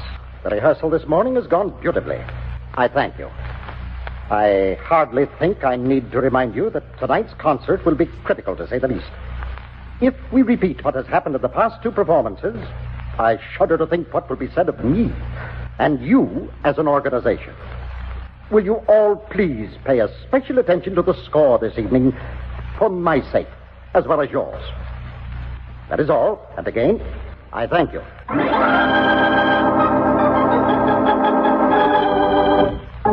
With that, Spalding dismissed the orchestra. I waited a reasonable length of time, then dropped around to his dressing room. The concertmeister was in with Eric, so I waited. And waited. Finally, he was alone. Or so I thought. Oh, Miss Matson, come in. Oh, I'm sorry, Mr. Spalding. I thought you were by yourself. Oh, 1,000 pardons. Miss Matson, may I present Waldo Raimondi, my arranger? Mr. Raimondi. Pleasure indeed. Well, there was something you wanted to talk about, Miss Matson? No. Oh, that's all right. I'm just pushing off. Do that, will you, Waldo? And take care of that second bar after letter K. It should be an A natural. No, Eric, not an A natural. It should be A flat. Ah, yes, that's right. A flat. Yes. I'm so upset. Well, take care of it, will you, Waldo? Righto. I'll see you back at the hotel. Very happy to have met you, Miss Matson. Also, Mr. Raimondi. Well? Well, yourself. I don't understand. Neither do I. Let's both get with it. Are you acquainted personally with any members of the orchestra here? Oh, in a vague sort of way. How vague would your friendship with the first flutist be?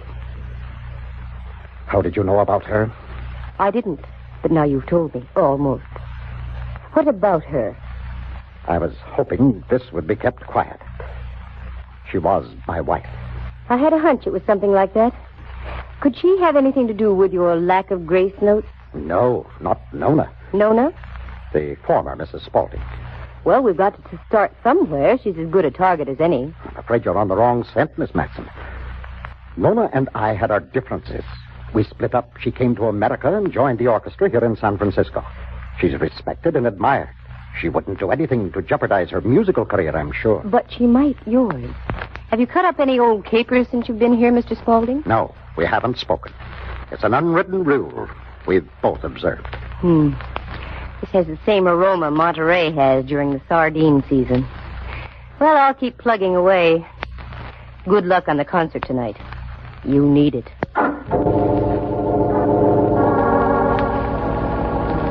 The hotel where Spalding and Company made its headquarters was just a hop, skip, and a jump from the Opera House. But I would have looked silly getting there that way, so I drove. A simple question produced results. Waldo Raimondi was in room 1812. And before I could ponder whether that was from the overture of the same number, I was there. Come in, please.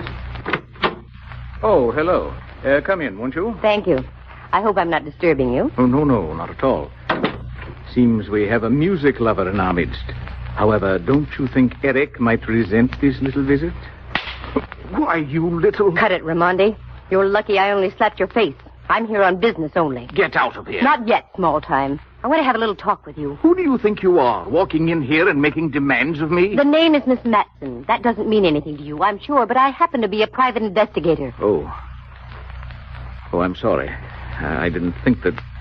you will forgive me, won't you? I'll call a meeting of the board and let you know. I've got a couple of questions to ask. Give me the right answers and we'll both save time. Gladly, if I can. How long have you been with Spalding? Almost 17 years. Did you know that the first flutist here was once his wife? Yes. We don't talk about it. Neither do we talk to her. What about this studied confusion that's occurred during the last two concerts? It's most incredible. None of us can understand it. No, none of us. Doesn't it strike you that a whole symphony orchestra just couldn't possibly go sour unless the whole symphony orchestra had agreed? Or unless the score was wrong. But that couldn't be it either. Both Eric and I have checked immediately afterward, and that leaves us... nowhere. Exactly. I have only one further suggestion. And that would be... Get better acquainted with Nona Spalding. What do you mean by that? You're a private investigator, Miss Matson. Why not apply the tools of your trade?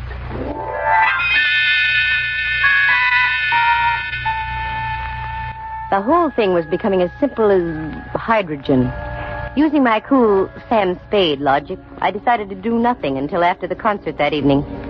So I went home to my penthouse on Telegraph Hill, showered, and slipped into something movie writers would have described as comfortable. Then I called Rembrandt on the phone.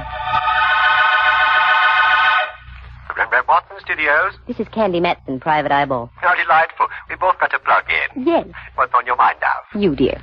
How would you like to attend the Spalding Concert tonight? Oh, Candy, I've heard music before. So have I. But this is more or less a command performance. I recognize the command in your voice. Very well. Shall I dress? It's customary, isn't it? I mean, how would you like me? In soup and fish? No, Ducky, I've seen your soup and fish. It's covered with soup and fish. No, just come as you are. Oh, Candy. Very well. As you say, dress. I'll pick you up about 7:30. Splendid. Where are we sitting? The Diamond Horseshoe? That's right. Backstage in the wings. I bustled about getting ready. As long as I was going to be backstage, I didn't have to get too fancy. So in practically nothing flat, I was out in the car and once again driving over to Rembrandt's place. He was ready, he jumped in, and we took off for the Opera House. The carriage trade was arriving at the carriage trade entrance, so I found a place to park out in back, and then we went in, talked to Wally, one of the stagehands, and got 2 chairs on the left. Just at that moment, the concertmeister gave the cue for the orchestra to tune up.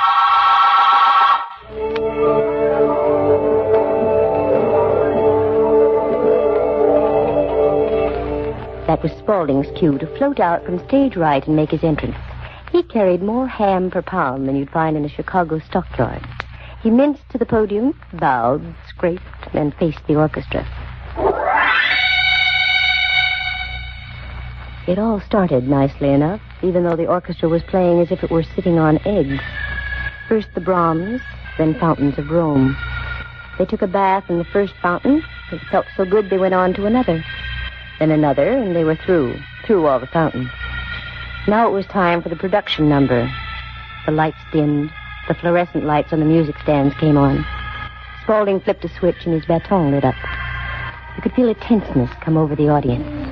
And the orchestra started hatching its eggs. Eric gave the downbeat, and Swan Lake was underway.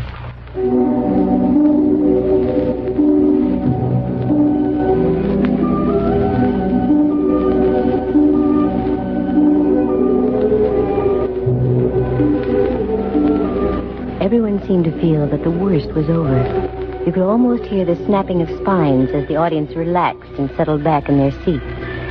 And that's when it happened.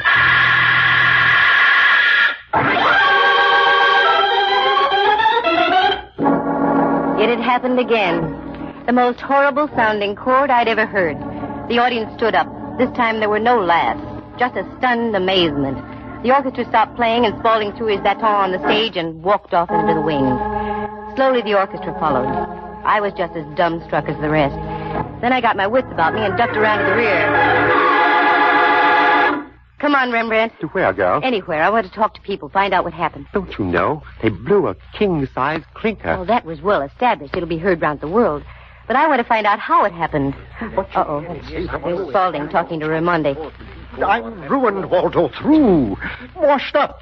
How can this sort of thing happen? How can it possibly happen? Oh, look, Eric, calm down. It's not as bad as you're making it out. I'm not making anything out. I'm facing the facts. I'm through. Do you suppose I can face the critics, the public, after 3 successive performances like this? Oh, there you are, Miss Matson. A lot of help you've been. You let it happen again. Cool off, Buster. You can't avoid something happening when you don't know what that something is. This is a something that's never been written into the books. Or wait a minute. Hasn't it? All of a sudden, I've got me an idea. Great heavens! By all the prophets, what's going on here tonight? If you'll forgive my sudden departure, I intend finding out.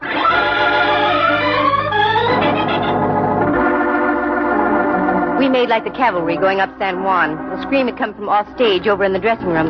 That's where we headed. By the time we got there, a crowd had gathered. And there, in room 14, with her flute clutched firmly in her hands, lay Nona Spalding.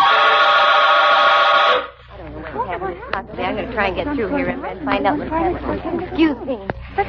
Pardon me. How is she, Candy? She's not feeling well, Rembrandt. As a matter of fact, she isn't feeling at all. She's dead.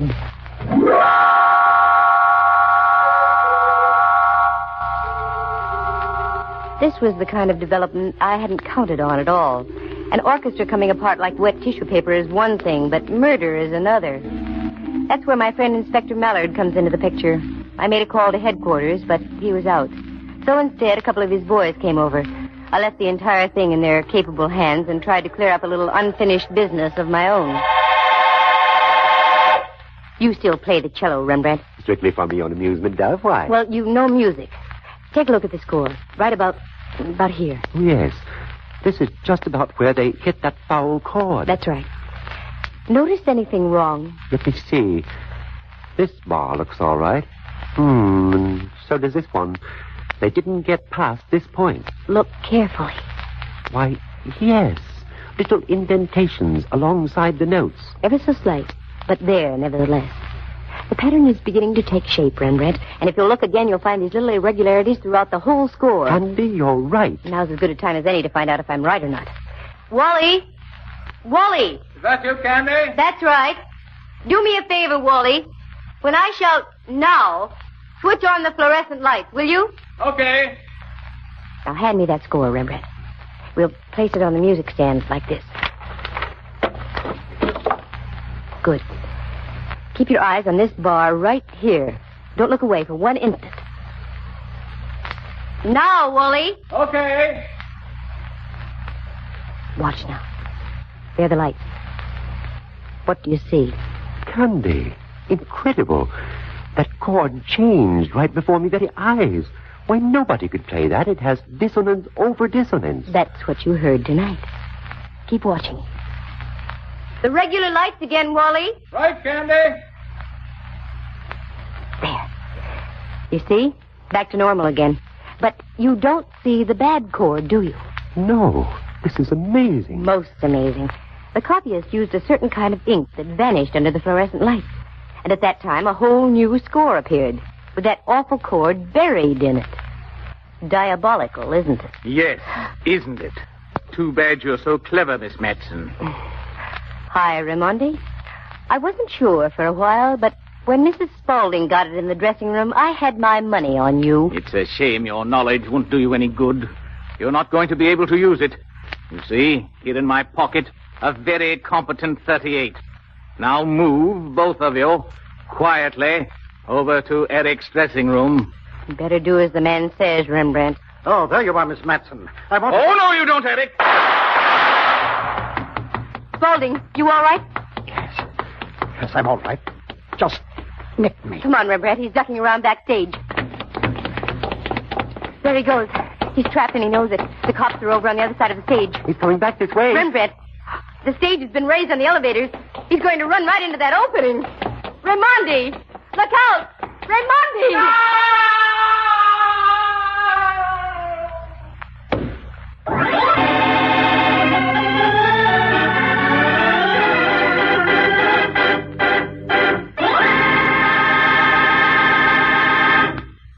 How do you feel, Spalding? A little weak. Just hand me a spot of that brandy, will you? I shall be all right. Sure. Tell me, why was Raimondi gunning for you? Until tonight, I didn't know he was. All of a sudden, that name Raimondi means something to me. Here's your brandy. Thank you. Yes, Waldo was a very promising violinist. Great things had been predicted for him until the summer of 1933. What happened? We were driving through Sussex when my car overturned. His left hand was badly smashed. Had to have the last 3 fingers amputated. That was the end of his career. At first he was bitter, wouldn't speak to me. Said it was all my fault. Little by little, I won him over. Then, because music was his world, I gave him a position of companion and librarian. He's been with me ever since. Yes, plotting your downfall. And very cunning, too. He waited all these years to pull the switch on his clever device. Why is that, Miss Matson? Your wife, Spalding. Raimondi had it figured out that you'd attach all the blame to your ex-wife. Poor Nona. Gone. And Waldo, too. Yes. And all because that accident left a bigger scar on his mind than it did on his hand. Well, I'll see you, Spalding. That was some concert tonight. It seemed to have just about everything.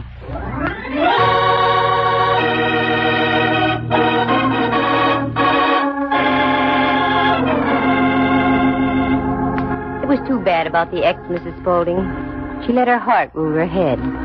She went to Raimondi's dressing room to make an overture, to perhaps make an effort to patch up her lost romance with Eric.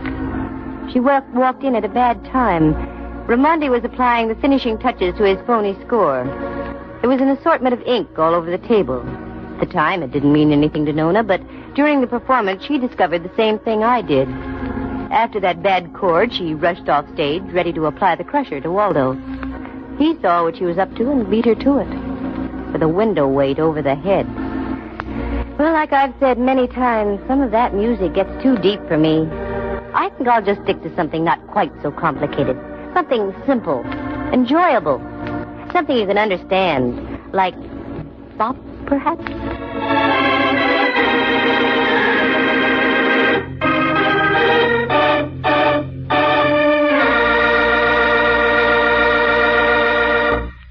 Listen again next week at this same time. For excitement and adventure, just dial Candy Matson, Yukon 28209.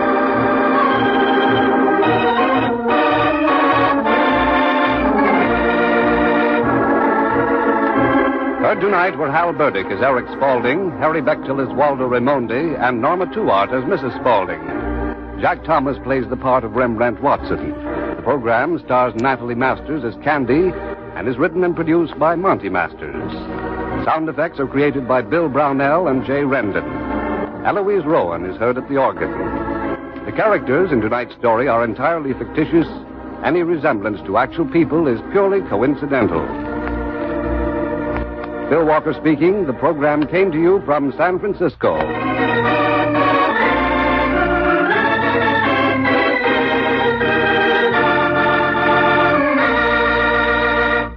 And, of course, the theme song, the very popular Candy from 1944, it was recorded by Johnny Mercer and the Pied Pipers first, and Dinah Shore also in 1945.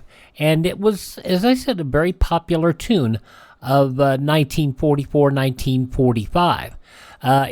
But the program was produced out of KNBC in San Francisco, as you heard. That station now, KNBR, and it is a sports station. Only 14 episodes of Candy Matson survive. 2 of them are audition recordings, one for 1945 and one for the revival show that was planned in 1952.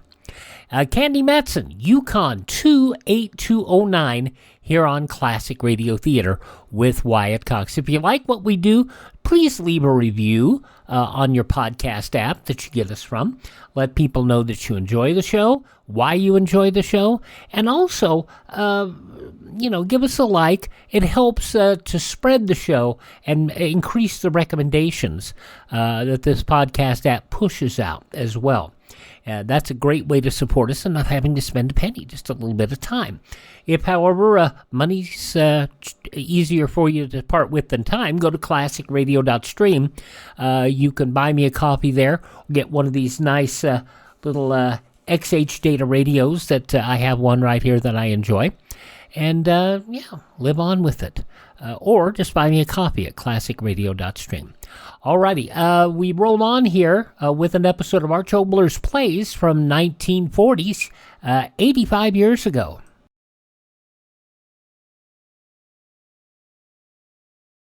Every family should have a home shelter area. Every family should stock that shelter area with a 2-week supply of food and water.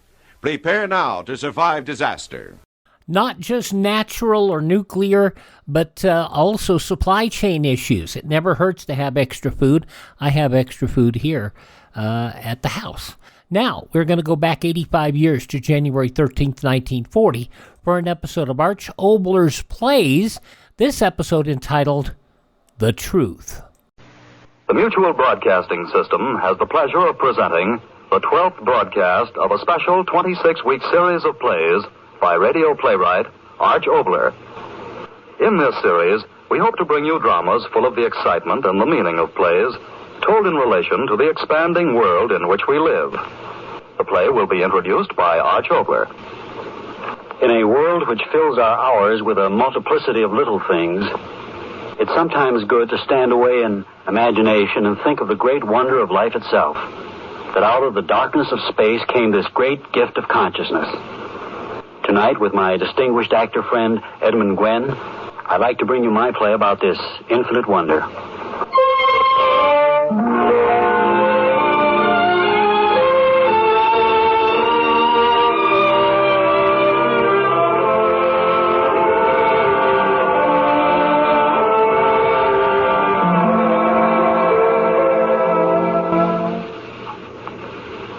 So, my good friends, I can only add that I thank you with all my heart for the honor you have given me this evening.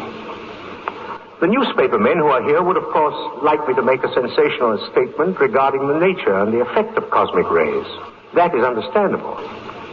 We know that these rays originate in the cold distances so far beyond our universe that the human mind cannot begin to grasp the reality of the endless darkness. We know that these cosmic radiations are continually bombarding us, changing the very structure of things with every passing second. Some of us believe that it is this radiation which, acting upon the atoms of primeval matter, caused the gradual evolution of the creature called man out of primeval slime. Yes, a popular magazine article recently headlined the cosmic ray as the essence of life. The essence of life. Perhaps.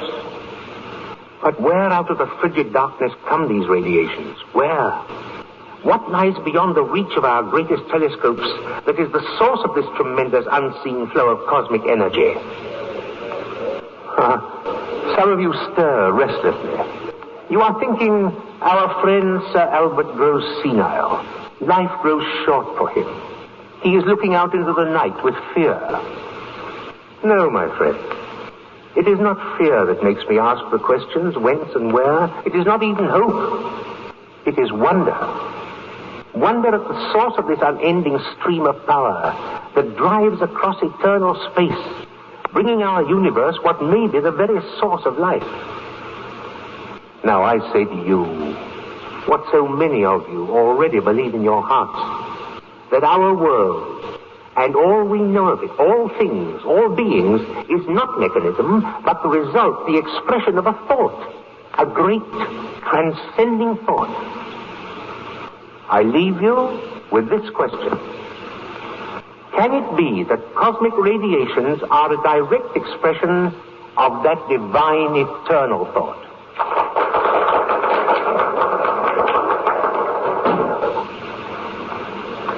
If you'll sit here, Sir Albert. Thank you, Harry. Thank you. May I get you something? No. Oh, just see that they let me rest here a few moments. I'm very tired. I'd like to say it was a thrilling occasion, Sir Albert. So many of your friends who... those reporters. Tell them I'll see them as soon as I possibly can. Yes, sir. No, I'm sorry, Sir Albert cannot see anyone just now. He's indisposed. Yes, I must see my father. Oh, I beg your pardon, Mrs. Lennox. If you'll step in. Good evening, Mr. Lennox. Good evening, Harris. No, not now. Sir Albert will be out in a moment. Father, dear. Grace. Well, my child. Good evening, Sir Albert. You too, Kurt. It was good of you to come. It was an honor that few son-in-laws enjoy. Oh, Father, we were so thrilled. It's been a wonderful evening. The hall out there, filled with such distinguished people. All of them there to do honor to you. Oh, I was so happy I started to cry, and Kurt got so embarrassed. Father, you ill? You? No. Just weary. Oh, we'll take you home, sir. No need for that. Harris here will take care of me. Father, you are ill. Why didn't you let me know? We would have come back to London sooner. How can I convince you?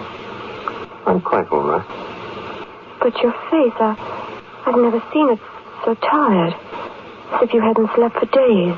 That's true enough. You haven't been resting? No. But you've never been troubled with insomnia? I haven't slept more than 1 hour a night in the past week. Father, There's no need to be alarmed. Father, what is wrong? Please. Please tell us, sir. Yes. Yes, telling you, the two of you closest to me, that would clear my mind, wouldn't it? It started exactly 7 days ago. I can't sleep because of a dream. Dream? Dream? Yes, dream. Dream. The same infernal dream, night after night for 7 days. A dream without meaning. A dream from which I awaken and then can't sleep again. Is it something horrible, sir? No, there's no horror in it. And yet, I don't know. All I know is that the recurrence of the dream is beyond endurance. I'll tell you something. A few moments ago, when I was out there on the platform looking down at all those faces, I suddenly had the impulse to ask them about my dream. Say to them, you, my colleagues, clever men of science, aren't you? Then answer me this. What of my dream? Father, please come to our place for a fortnight. Oh, yes, do, sir. The fresh air, change of scenery. Yes. Fresh air? Why not? Change of environment may do me good, that's true enough. Yes, I will go with you. I'm glad. The moors are getting so lovely, and we'll walk you around until you're all healthy again.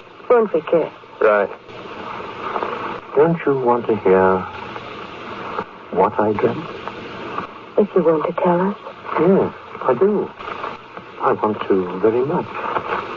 In the telling of it, there may be understanding. The wind sighs around me. I know it is wind, and yet I do not feel the movement of air. I stand there, Albert Camden. I know it is I, yet strangely I am free of body. I stand there in spirit only. Suddenly I look up. The darkness is gone. Thousands of twinkling stars and the icy brightness of the planets. Believe me, I see them all above me. Suddenly, far above me, a star grows brighter and brighter. It rushes down towards me, and I see it isn't a star, but a great thrust of flashing rays. Closer and closer they come to me, they cover me, and in me there is an unbearable yearning to fly up into them, follow the path of them, on and on and on. My whole consciousness tears with the want to go into those flying sparks. I feel torn into a million shreds with the want to go into them, follow them. I must, and then panic. A horrible feeling of panic. I cry out, I awaken. My dream is over, and I cannot sleep. Oh, well, I've told you. Father, You, daughter. And you, Kurt, you're young. Perhaps in the freshness of your mind, you can find an answer to this hallucination that comes to me in my sleep. Well, haven't either one of you anything to say? 60 years of research, Father. You've worked harder than any man I've known, and so you're tired. And so you dream. Come with us to the moors. You'll rest, and then you won't dream anymore. Perhaps I want to dream again.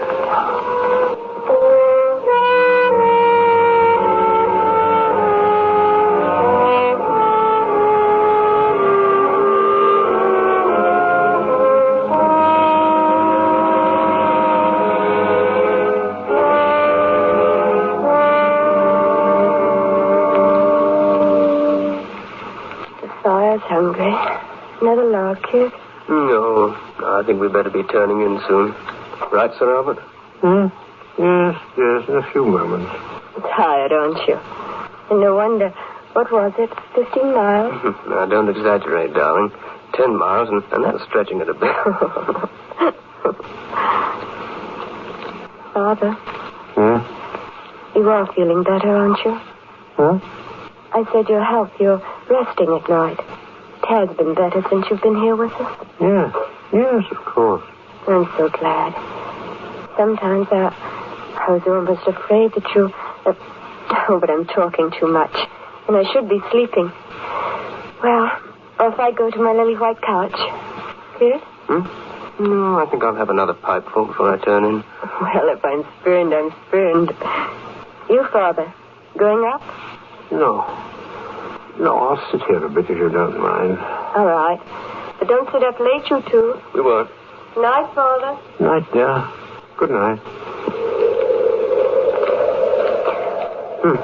Wind's rising. Look at those sparks go up the chimney. Kurt. Yes, sir? What I said before, it isn't true. Sir? I told Grace I've been sleeping well. I haven't, you know. I guessed as much. It's been worse every night. The dream? Yes. If I only could understand the meaning of it. I tell you, boy, it's like a familiar name you can't remember. The want of remembering grinds in your head until it's beyond endurance. Is it the same as you told me? Yes, exactly the same. The hilltop, the feeling of freedom from body, that rush of sparks like music to my ears, the want to rise up beyond them, then the sudden feeling of panic and the horrible awakening. What does it mean? What? Every night, over and over. Why? If I could do something, sir. Do? What is there to do? I'm not a young man. The work's been such a strain. If you'd let yourself be examined, I mean a competent medical man who'd find that, well, the subconscious cause of your dream. Well, you're not angry, are you, sir? There's no reason to be angry. I think I'll go up.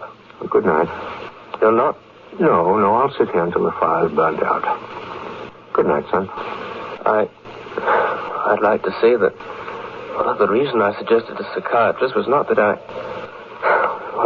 understand, yes? Good night. Good night, sir. I hope you rest well. Good night.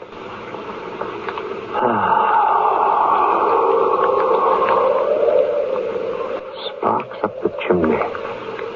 Rush of sparks. Why? Oh, I'm tired.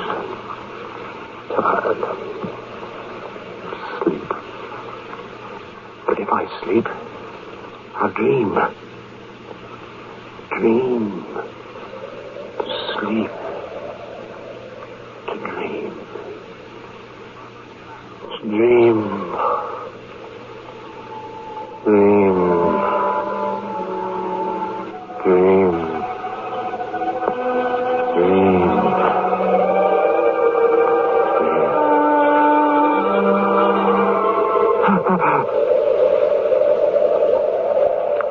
On a hill. Standing on a hill. So dark. Cold. Must be cold. I feel nothing. Why am I here? Dark. Lonely. Sky. Stars. Millions of stars. Polaris. Arcturus. Vega. Nebula in Orion. Nebula in Andromeda. So many stars. Clusters. Endless. Worlds beyond worlds. So bright. So clear. Why am I here? Waiting. Yes, waiting for something. I don't remember. I got to wait. I was tired. I'm not tired anymore. Why am I here? Why do I wait? What? A new star. So bright. Coming closer. Well, how can that be? How can a star? No, a meteor. Falling. Closer. So bright, my eyes are... Oh, now I've got to see. Brighter and brighter. The rays. Flashing rays. Closer and closer, closer and closer. I know you. I've seen you. Bright around me, covering me. Sparks covering me. Yes, I hear you. I want to. Yes, I want to follow you. Follow your path. I want to. I will. I'll go with you on. Oh, I'm afraid to follow your path. If I do, Father, what is it? Oh, Father, please, wake up. Grace, what? Someone screamed. Father, it was Father. Oh, Father, please. Father, wait. You cried out. What? Yes, sir, you cried out. You did. What happened? Cried out? The dream. I dreamt the dream.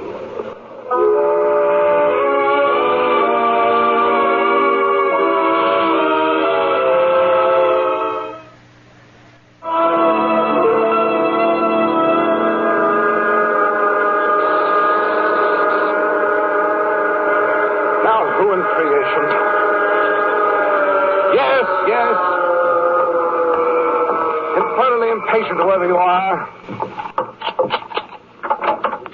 Yes, what? If I might come in, Reynolds. Sorry to disturb you at this hour. Come in, sir. Come in. Thank you. I had no idea, sir, keeping you waiting. Quite all right. The country, sir. Did you enjoy it?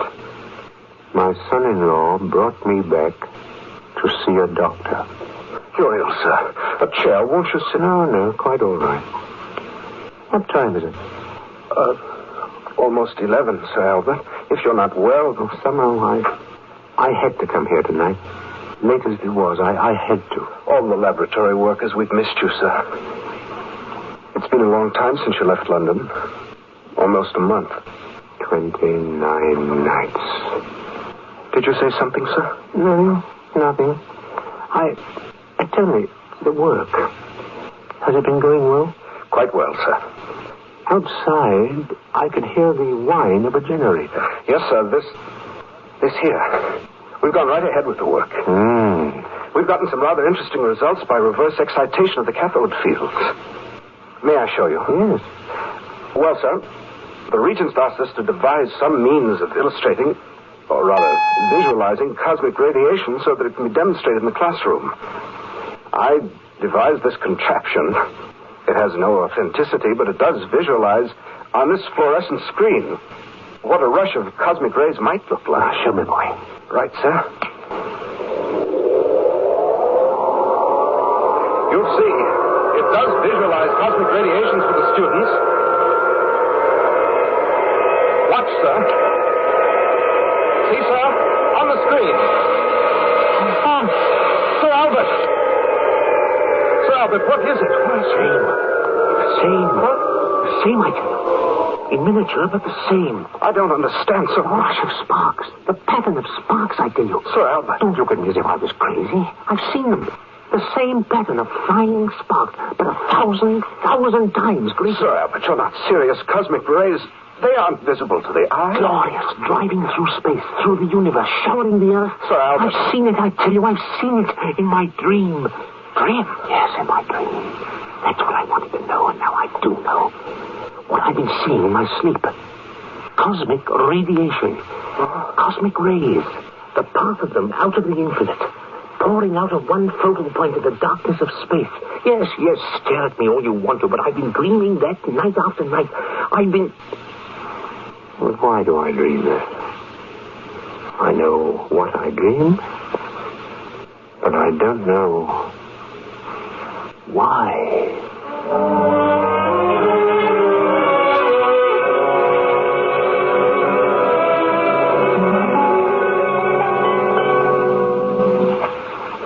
But, Mr. Lennox, if Sir Albert... Harris, there's no need to be so disturbed. But I've been with Sir Albert so many years. His strange behavior... There's nothing strange about it. He apparently walked around the streets until he was exhausted. So, when he came home, he announced that tonight he felt certain he'd be able to sleep. Now, that's perfectly plausible and normal. I don't like it, sir. Harris, you're an old woman. Instead of that long face, you should be happy. Should I? Yes. For the first time in weeks, Sir Albert seems alive and animated, eager to go to sleep. Well, that sounds paradoxical, doesn't it? Well, see, I feel happy too somehow. That's the way you should feel. This is going to be good news for Grace, Mrs. Lennox. I think I'll telephone her. She'll be as pleased as punch that Sir Albert has come out of it all. Gone to bed and to sleep in a perfectly normal manner. Yes. To sleep in a perfectly normal manner. Sleep. Must sleep. Must. The dream. Will I? But I must dream it again. I must. But if I sleep and don't dream, will dream. So many nights dreamt that dream. Got to dream it again. Yet again. Dream again. Once again. Oh, find out why. Dream again. Dream. Why do dream? Why do dream? Dream.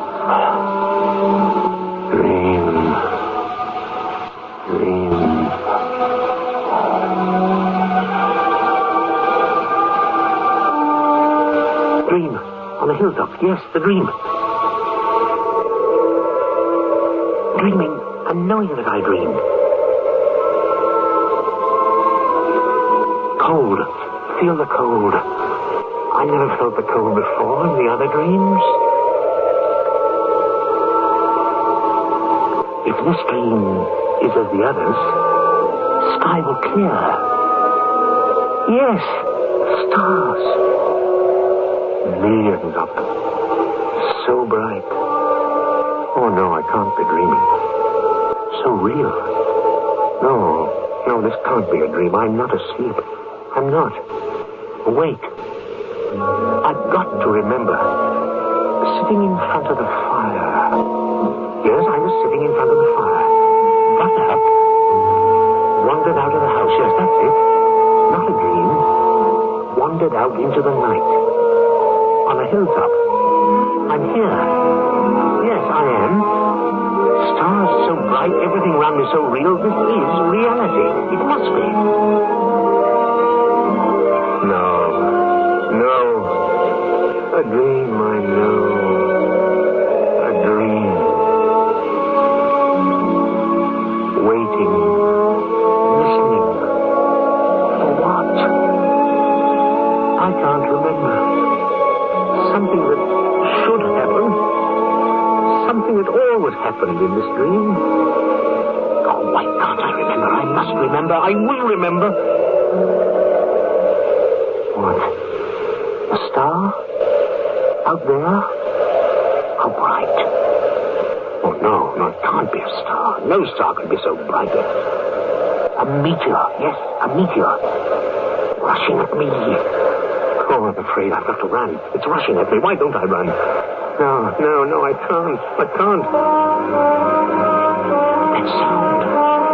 The rays. Now I remember. Yes, I remember. Yes, the rays. That's what I was waiting for. Always in the dream, the rays. Coming down at me. Pouring from the sky. I remember. Why should I be afraid? Rays. I know what they are now. No, I'm not afraid. Rays, glorious, coming down, closer. Soon they'll be touching me, covering me. Glorious rays. In my dream, I'm seeing rays of the cosmos. Wonderful dream. Wonderful.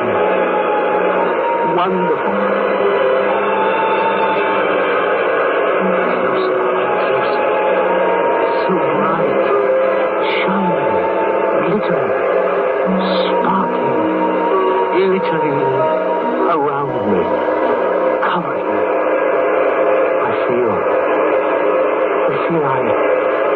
I want to go into it.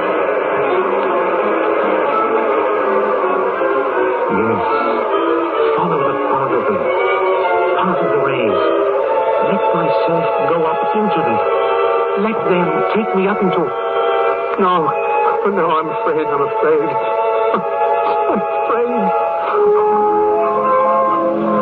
Hey, but I wanted to know. These rays over me, if they are cosmic. Yes, I wanted to know. Always I wanted to know. In the dream. Wait, where they come from. What's beyond them? I will know. I've got to go up into them. Follow them. They'll carry me. Take me to where... They're lifting me. Lifting me. Higher. The hill. Gone. Moving so I can't see. I can't breathe. Anna, stop. I'm afraid. Faster, faster. Stars, galaxies, universe, gone. Faster, faster, higher, higher. Where? Glaring light around me. Where are you taking me?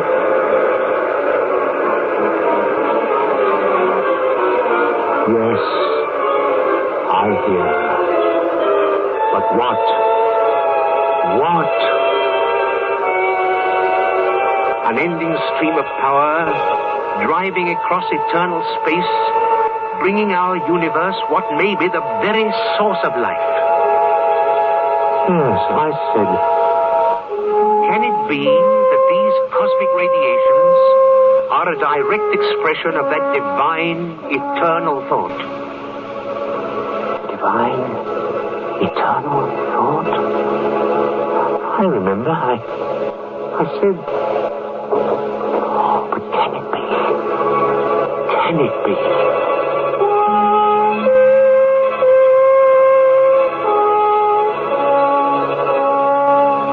Brighter and brighter. My eyes. I see again. What?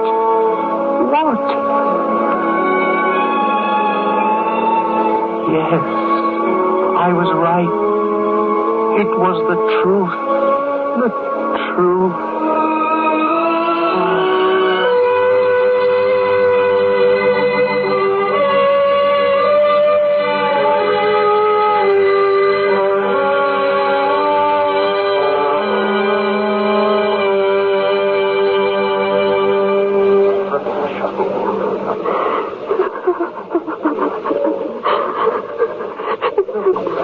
It's the truth, Grace. Your father died peacefully in his sleep.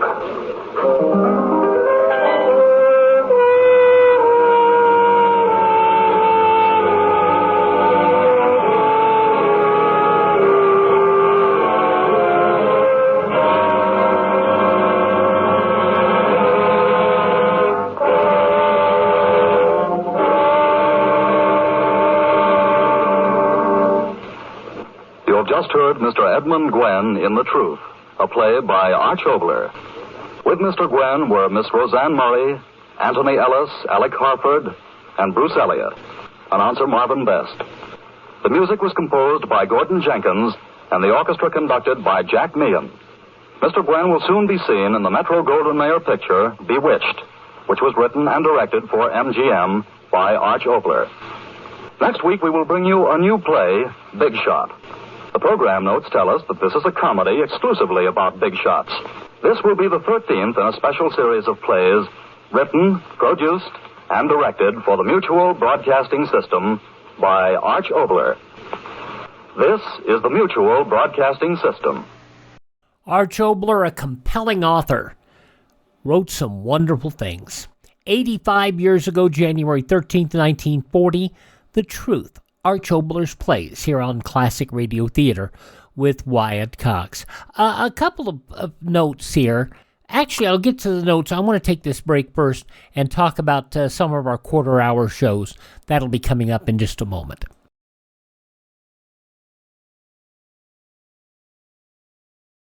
There are two air raid warning signals. A steady blast of 3 to 5 minutes means attack is probable. A wavering tone or series of short blasts means take cover.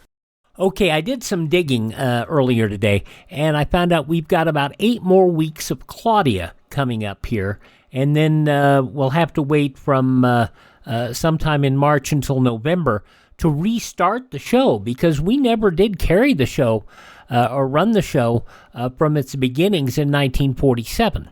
So we'll let you hear some of the beginnings of Claudia, at least the syndicated version of Claudia, not the version that aired with Kate Smith and the like.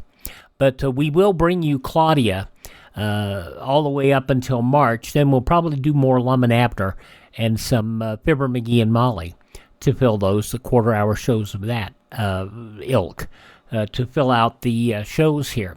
But we do have today an episode of Lum and Abner going back 83 years, January 13th, 1942, as Lum is trying to make ends meet since Abner's not going to take him back in the store.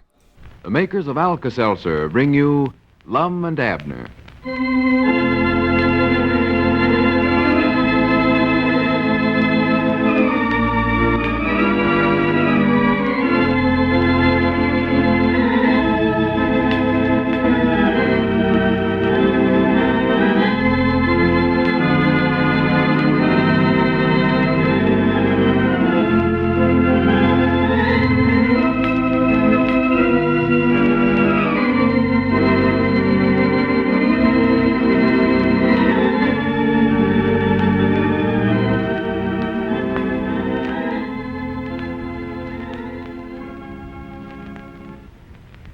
Well, say, folks, I didn't tell you, but the citizens of Pine Ridge held a good old-fashioned spelling bee one night last week, and the party almost broke up when Luke Spears came up with a new way to spell relief.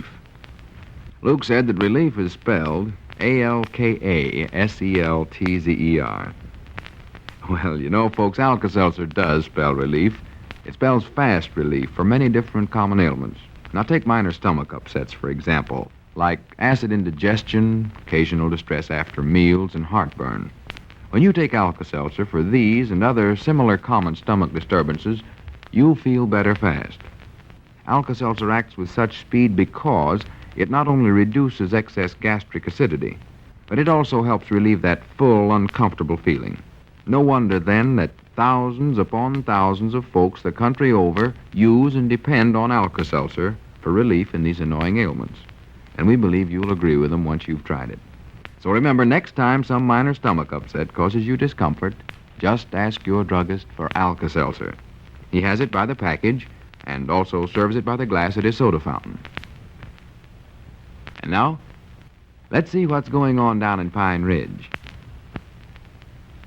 Well, so far, all of Lum's efforts to work on Abner's sympathy and thus get back into the store have failed. Abner clings to the paper which Lum signed as a joke, giving Abner sole ownership of the store and bakery, and he's determined not to give it up until Lum has learned his lesson. As we look in on the little community today, we find Grandpappy Spears helping Abner in the Jot 'em Down store. Listen. Contains approx 1 pound and 3 old sun-ripened tomatoes packed in natural juices. Grandpap. Ready for serving. May be used in soups. Grandpap, please stop reading the labels on them cans. All I ask you to do is just help me stack this stuff up in the shelves. Awful interesting reading, though, Abner. Well, we never will get no work done that-a-way. Made from the pure juice of fresh, full apples, diluted with water. Grandpap, now stop reading and get to work there. Well, now, Abner ought to learn all I can about the merchandise if I'm going to help you around the store here. Well, I don't think I'm going to hire you after all, Grandpap. Dog, as you're worse than no help at all. I wished old Lum was back in the store. Well, why don't you get him back then? You've carried this thing far enough, ain't you? He's learned his lesson by now, I reckon. No, sir, he ain't getting back in here yet. Not after that last trick he tried to pull, making out like he's going to the orphan's home, calling himself Little Orphan Lum.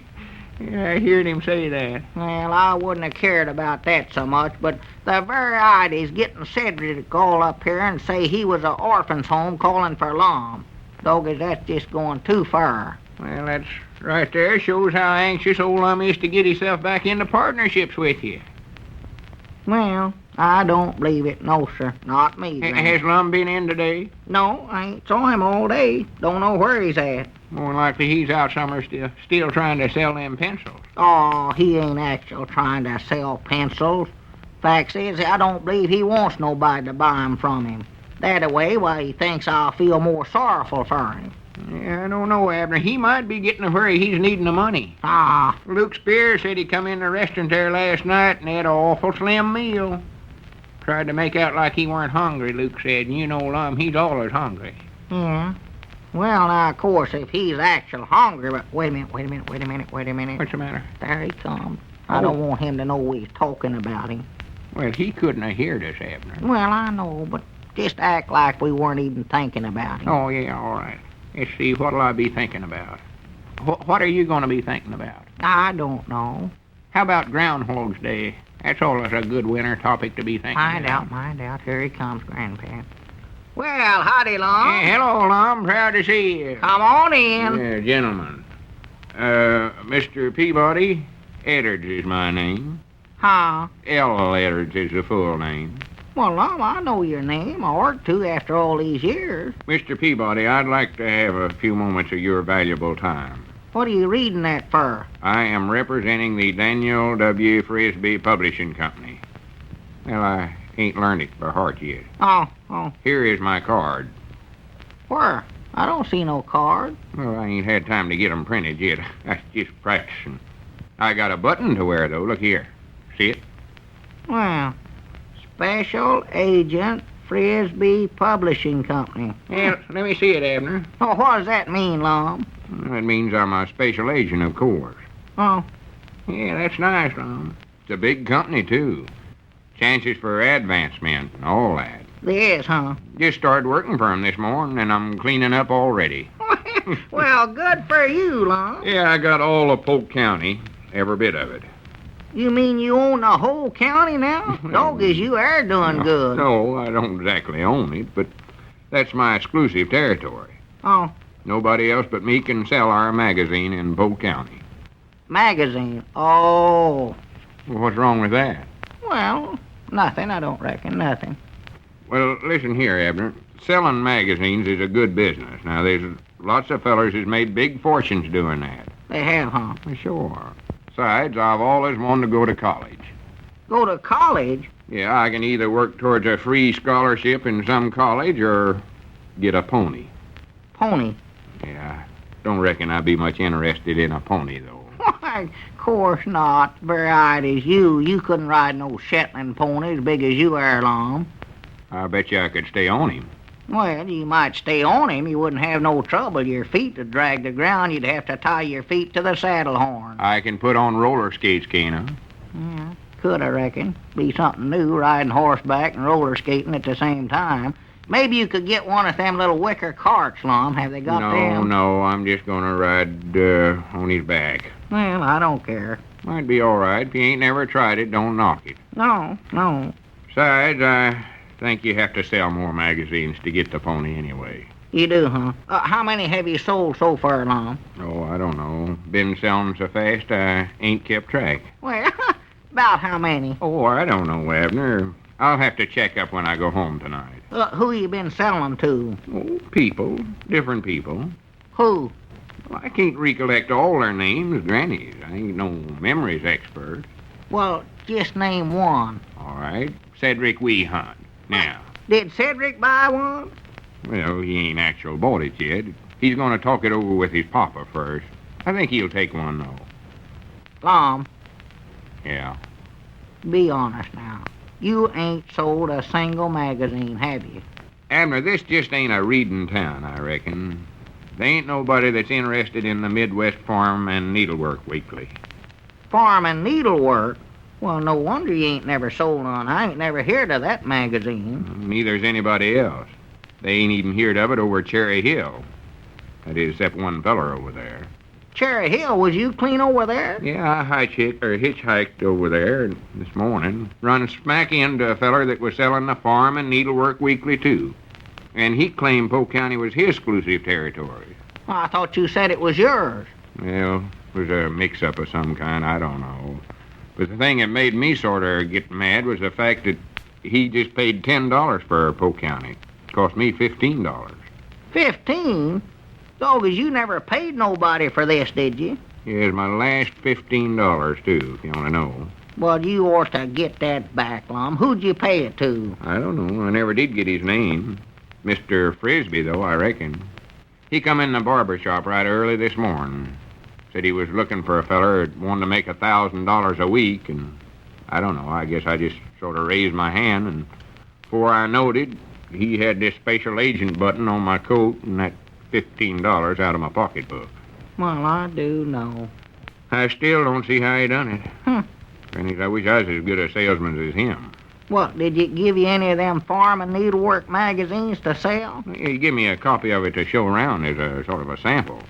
It's a good enough little magazine. Yeah, I'll show it to you. Yeah. Oh. See there? Interesting. Sort of thin, ain't it? Well, covers the subject.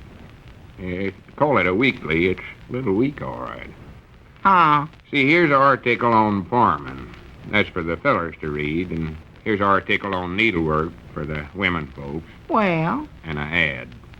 Ad? Just one in there? It's on the back here. Oh. Says, don't be a slave. Be your own boss and earn big money. Well. And that's what I ought to be, is my own boss. And earn big money. I like that, too. Well, it's a cinch you won't do it selling that farm and needlework weekly long. I know that. No, I'm the type of fella that's got to be his own boss. I can see that. Yeah. Yeah, I have a big office and a lot of secretaries working for me. Have telephones and big charts on the wall, maps and all such as that. Well, does it tell in that ad there how you can get to be your own boss? And maybe it does. Let's see here. Yeah, read it there. See Unlimited opportunity to ambitious young man. Pave your own way to success. Success, huh? Don't just dream about big homes, luxurious cars, swimming pools. Here is your chance to build up your own business and make those dreams come true. Well? And Abner, I believe I've hit on something here. Yeah, that sounds awful good. Ernest Hutchinson of Dubuque, Iowa, writes, I have tripled my earnings in 3 short weeks. Charles Brewer of Hastings, Nebraska, writes... Who's Charles Brewer? I don't know. Some fellow that's taken up this work, I reckon.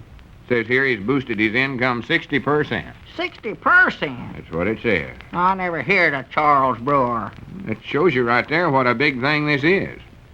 Here's a feller nobody ever heard of boosting his income 60%. For the land sakes. Think what a feller that's knowed as good as I am can do. Why, sure. I ain't going to look no further. This is the business for me right here. well, how do you get into it, Lon? Maybe I'll go in it with you. Does it tell there? Yeah, let's see. Yeah, here it is. For complete details, fill out the coupon below, and we will send out a representative to set you up in business as a... Oh. What's the matter? Nothing. Well, finish it. I ain't gonna do it. Set you up in business as a what? A exclusive special agent to sell the Midwest Farm and Needlework Weekly. You know, folks, you don't have to read the newspaper headlines to learn that food prices are going up. You know that your food dollar isn't buying as much as it used to. Well, now you may have to change the family meals a little to fit the family pocketbook, but be wise, and whatever you do, don't skimp on the family vitamins. Fortify your meals, and at the same time, go easy on your budget. Take 1-a-day brand vitamin A and D tablets and give them to every member of your family. 1 tablet a day is all you need, and 1 tablet a day is all you take. You'll find that a package of 1-a-day tablets is one of the best economy investments you home budgeteers can make. For each tablet is rich in the same vitamins that have made cod liver oil such an important part of our nation's health program. So rich, in fact, that each tablet more than meets your minimum daily A and D requirements. Just think of it, folks. All those vitamins in 1 easy-to-take tablet with no fishy, oily taste and no aftertaste. So get a package of 1-a-day brand vitamin A and D tablets from your druggist right away. Look for that big 1 on the package. And say, you better get yourself a package of Alka-Seltzer tablets, too.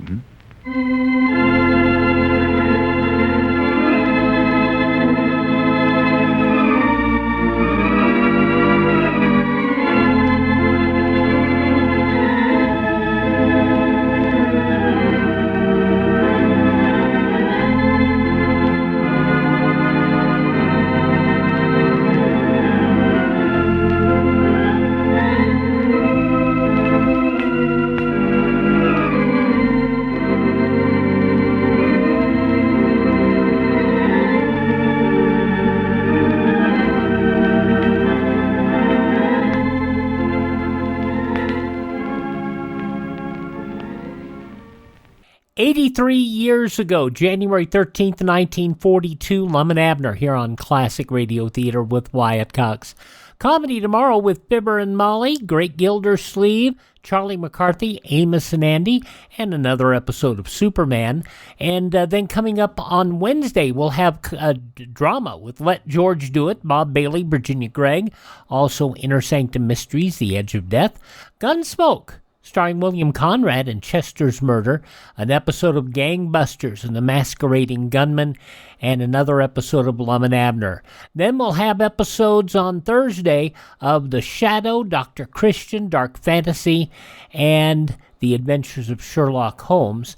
And we'll wrap up the week with another episode of The Great Gildersleeve, this one starring Willard Waterman, Truth or Consequences, and The Walking Man. An Armed Forces recording of the Robert Q. Lewis Show from 1958 and a 1938 edition of Fibber, McGee, and Molly. So we've got some fun this week coming up here on Classic Radio Theater. Have yourself a great day. We will talk to you on Tuesday, and we'll be back with more Classic Radio Theater. I'm Wyatt Cox.